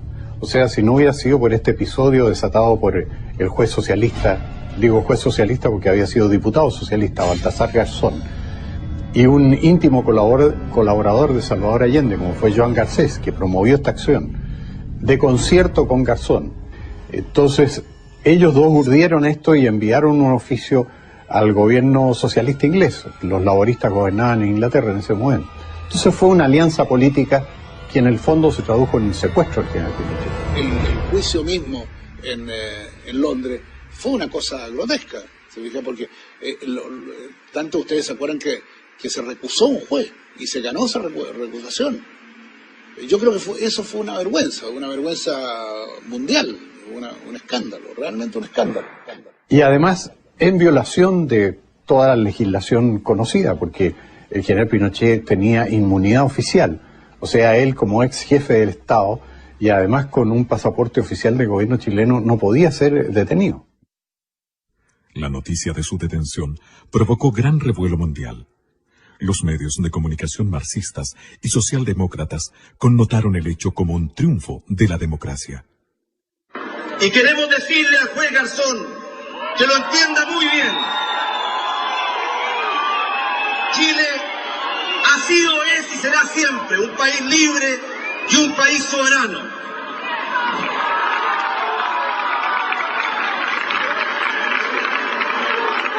Por un problema de principios, no podemos permitir que hoy día un juez español, mañana un juez de Mozambique o de cualquier otra parte del mundo, se arroje una jurisdicción que no le corresponde y pretenda intrometerse en nuestros asuntos y juzgar a personas por hechos ocurridos en nuestro país y que tienen el alto cargo de haber sido expresidente de la República.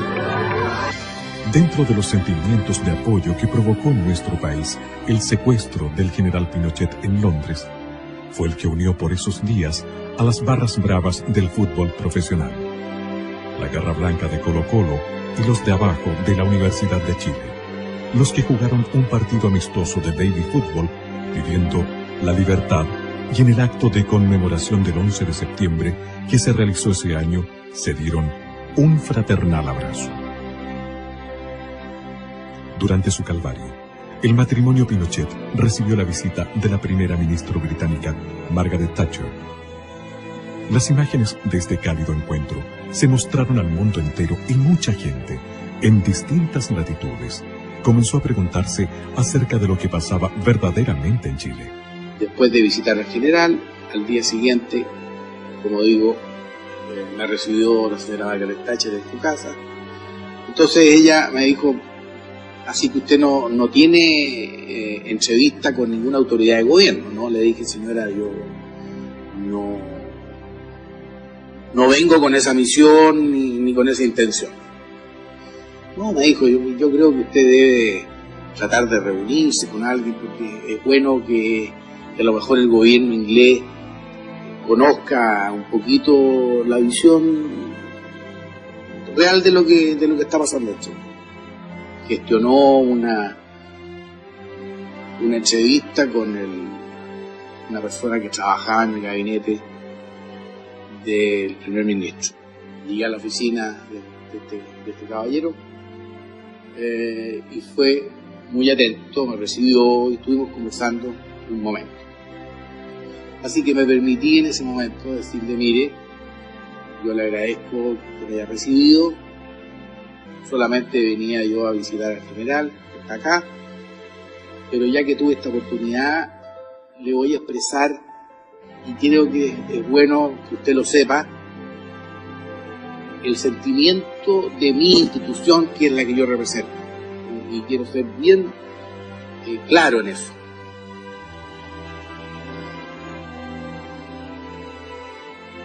Nuestra institución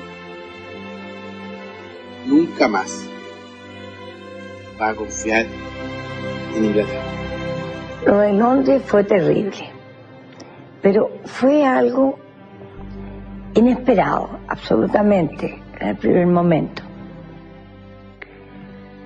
Ahí lo vi triste, lo vi terriblemente. Mira, cada despedida era, para él sentía que se iba a morir en cada despedida cuando se... Creo que sintió una gran desilusión, pero...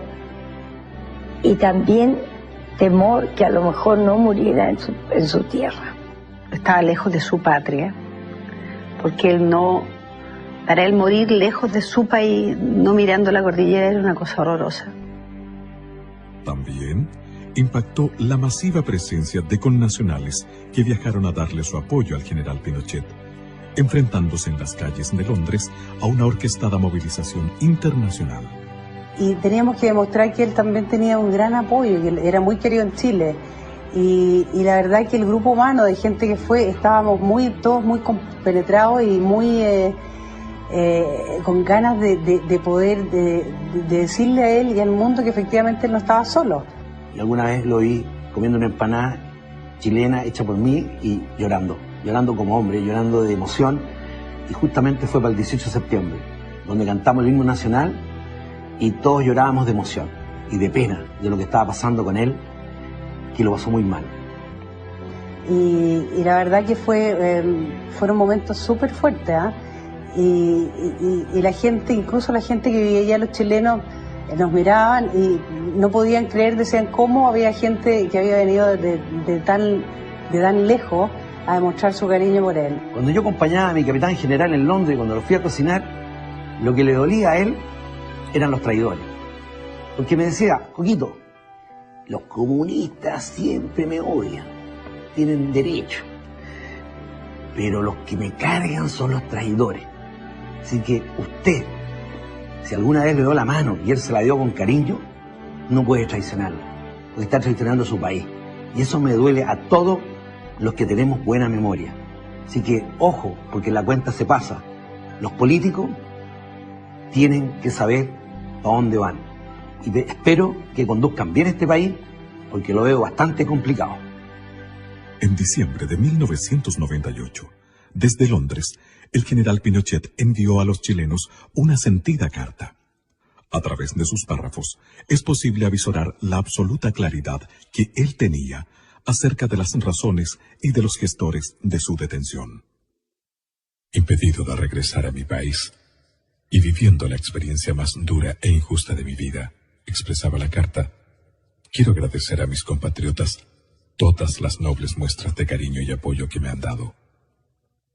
He sido objeto de una maquinación político-judicial, artera y cobarde, que no tiene ningún valor moral, mientras en este continente y específicamente en los países que me condenan mediante juicios espurios, el comunismo ha asesinado a muchos millones de seres humanos durante este siglo.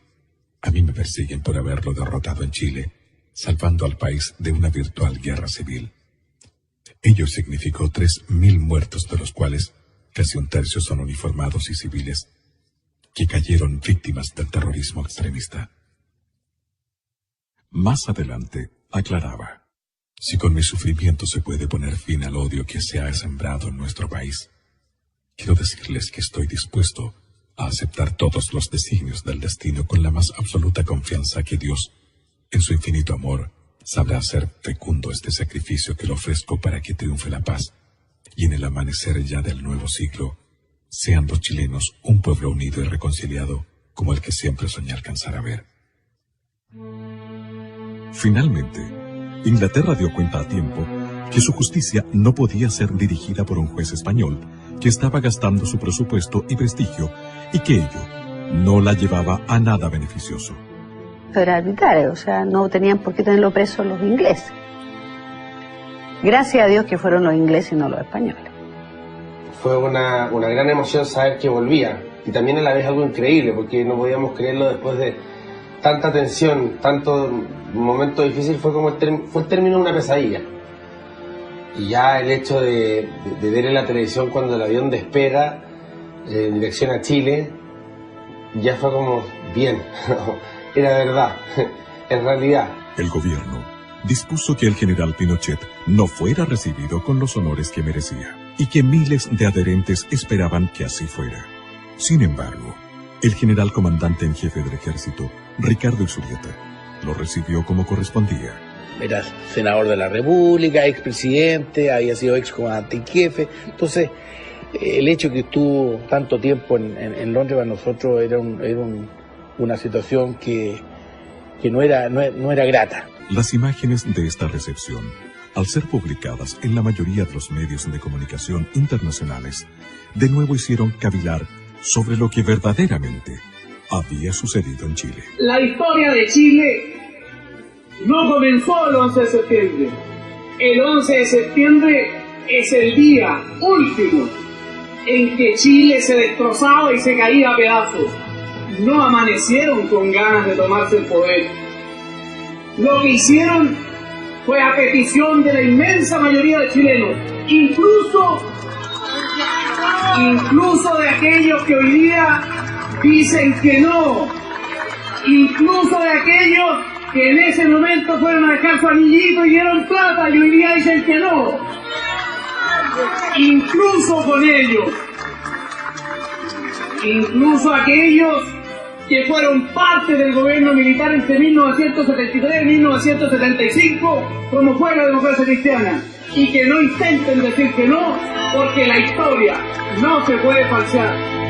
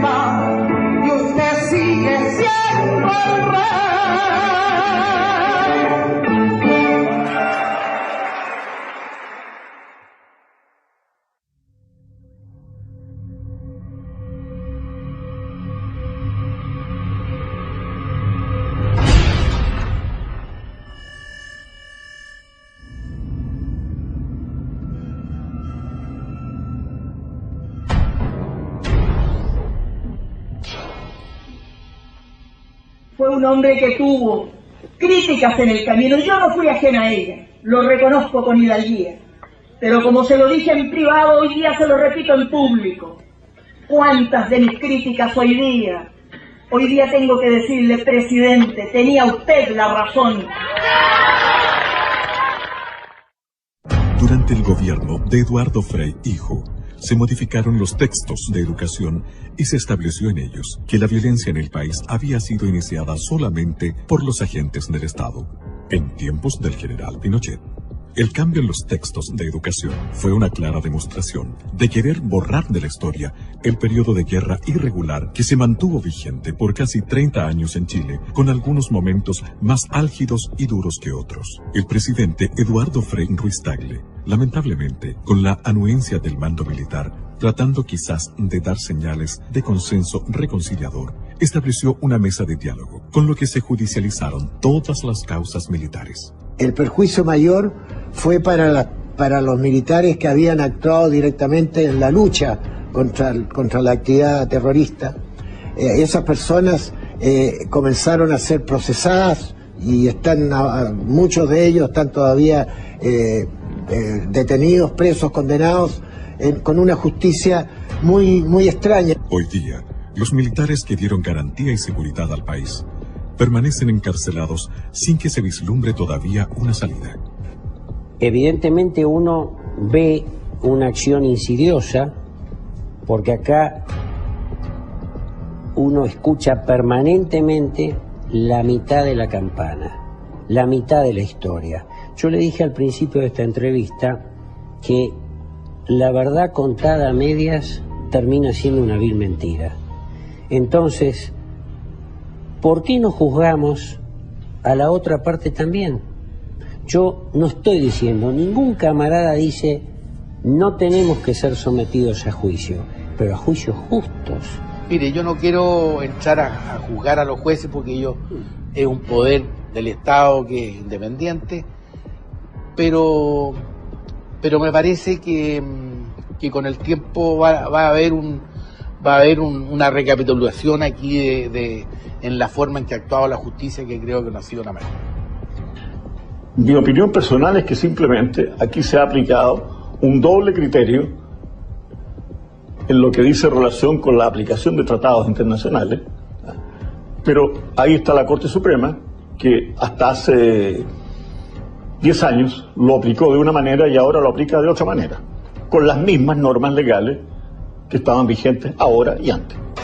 Tras el gobierno de don Eduardo Frei Ruiz-Tagle, vino el gobierno de don Ricardo Lagos Escobar, quien intentó reivindicar al nuevo socialismo, al socialismo renovado, que apoyó nacional e internacionalmente su gestión. Su sucesora, la presidenta de la República, doña Michelle Bachelet Jeria, hizo recrudecer el trato a los presos políticos militares. Caracterizó su gobierno con una serie de cambios sociales. Su eslogan fue, ni perdón ni olvido. Mientras, en los escenarios internacionales, declaraba, no guardo resentimiento alguno. Pero Tata, tanta persecución, parece película de terror esta cuestión, po. Mira, es que todo está clarito. En la prensa, en los textos de estudio, en el Museo de la Memoria y en la sentencia, acuérdate, po. Bueno, pero es que en los juicios contra militares, que no tienen nada de justicia. Sí, po. Pucha, Tata, encuentro escalofriante tanto rencor. ¿Sabéis, Tata? Yo creo que la carretera austral es lo que más representa al general.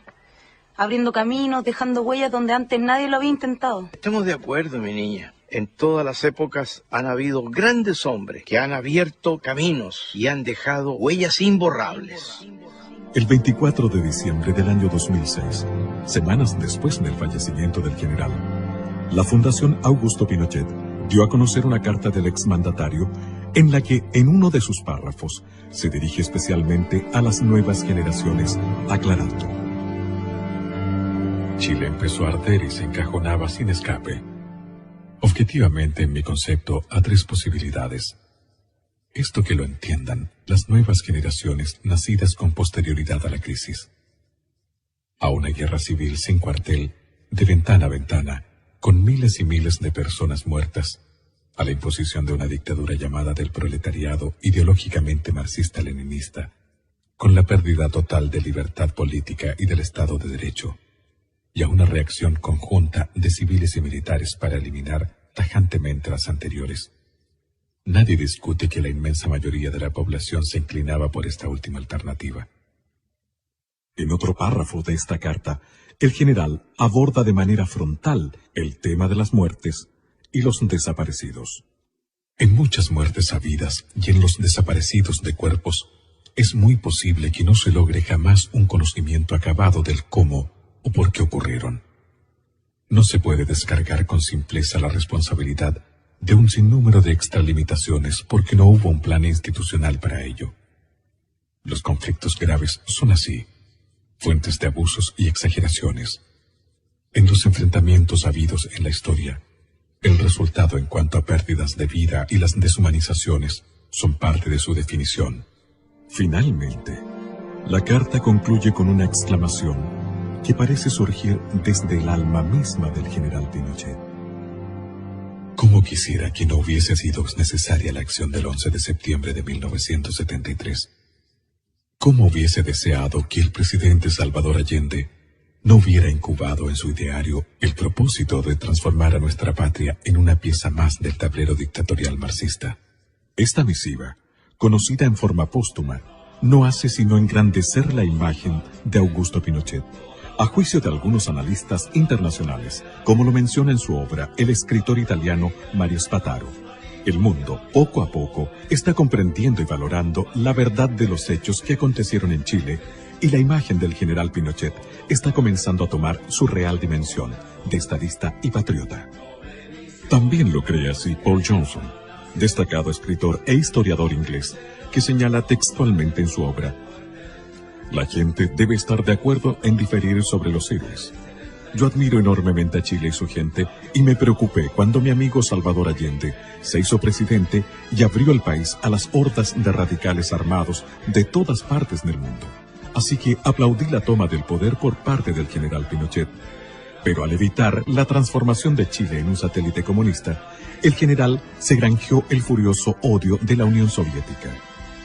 Pinochet sigue siendo un héroe para mí porque conozco los hechos. Pinochet es el hombre del destino, por su voluntad inquebrantable y por su obra gigantesca.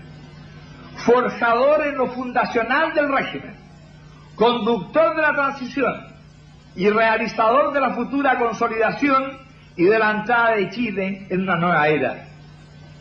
Estas no son palabras, son sentimientos profundos. Pinochet, para la mujer chilena, es signo de seguridad. Pinochet, para la juventud chilena, es símbolo de realización cierta de sus esperanzas. Pinochet, para el país entero, es el hombre símbolo de la vocación de grandeza de Chile. Pinochet es el más grande estadista de este siglo. Muchas gracias. Quizás el acto revanchista menos honorable de parte de la coalición gobernante y de su presidenta en esos momentos fue aquella orden política dada al comandante en jefe del ejército, general Óscar Izurieta Ferrer, con motivo del fallecimiento del general Pinochet, de no hacerle funerales de jefe de Estado y que no tuviera cortejo público. Sin embargo, aquel encontró la solución al hacerlo en la escuela militar. Si lo único que le falta a este país, lamentablemente, es poderse dar la mano entre todos. Por eso cuando mi papá se murió, yo me acerqué donde la señora Blandón y le di la paz. No por un gesto de aparentar políticamente nada a favor ni en contra de nadie. Simplemente porque en una misa fúnebre donde mi padre había muerto, hice lo que me enseñó él, que las rencillas y las cosas se dejan de un lado. El mundo entero observó conmovido el adiós al general, preguntándose nuevamente qué había acontecido realmente en Chile. Yo, señores, estoy en la final de la vida. Ya la vida veo que se va terminando y el camino solo se acaba. Pero siempre guardo para ustedes el cariño, el afecto, y sobre todo el amor hacia cada uno de ustedes. Les agradezco todo lo que me han invitado. No tendría palabras para decirles cuánto es mi alegría y cuánto es lo que yo recibo de ustedes. Hoy, cerca del final de mis días, quiero manifestar que no guardo rencor a nadie, que amo a mi patria por encima de todo y que asumo la responsabilidad política de todo lo que he obrado en la convicción que ello no tuvo otro norte que engrandecer a Chile y evitar su desintegración. Quiero especialmente dar un mensaje de apoyo a mis camaradas de armas, muchos de ellos privados de libertad, que sufren la persecución y la venganza de quienes desencadenaron la confrontación y la violencia, que obligó a las Fuerzas Armadas y de Orden a intervenir para superar un conflicto que parecía insalvable. Gracias a su coraje y decisión, Chile pudo transitar entre la amenaza totalitaria y la plena democracia que nosotros restablecimos y de la cual gozan todos nuestros compatriotas. Reitero lo que he dicho siempre, Yo asumo la plena responsabilidad política de lo sucedido. Tengo la certeza más absoluta de que el día de mañana, cuando cesen las pasiones y los resentimientos, la historia juzgará con objetividad nuestras tareas y reconocerá que la obra realizada colocó a Chile a la cabeza de las naciones de este continente. Ruego a la divina providencia que seamos capaces de superar las heridas que inevitablemente dejan conmociones sociales y políticas como las que debimos enfrentar en 1973, y que se restablezca en Chile la unidad, concordia y paz social. Solo así volveremos a ser grandes y sepultaremos el odio y el revanchismo.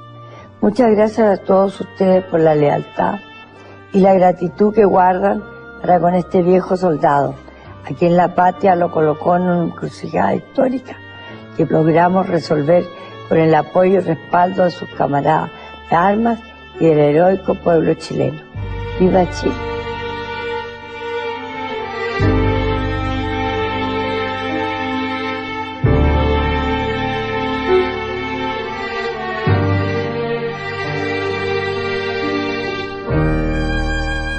El 10 de diciembre del año 2006, a los 91 años de edad, tras 33 años de protagonismo en vida en la historia de Chile, el general Pinochet abandonó este mundo para situarse entre los inmortales de la patria.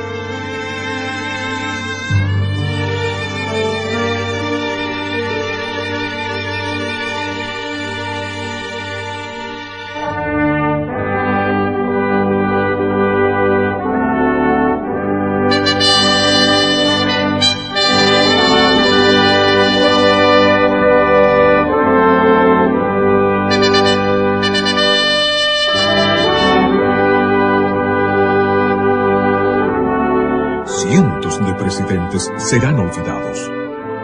Un general Pinochet vivirá para siempre.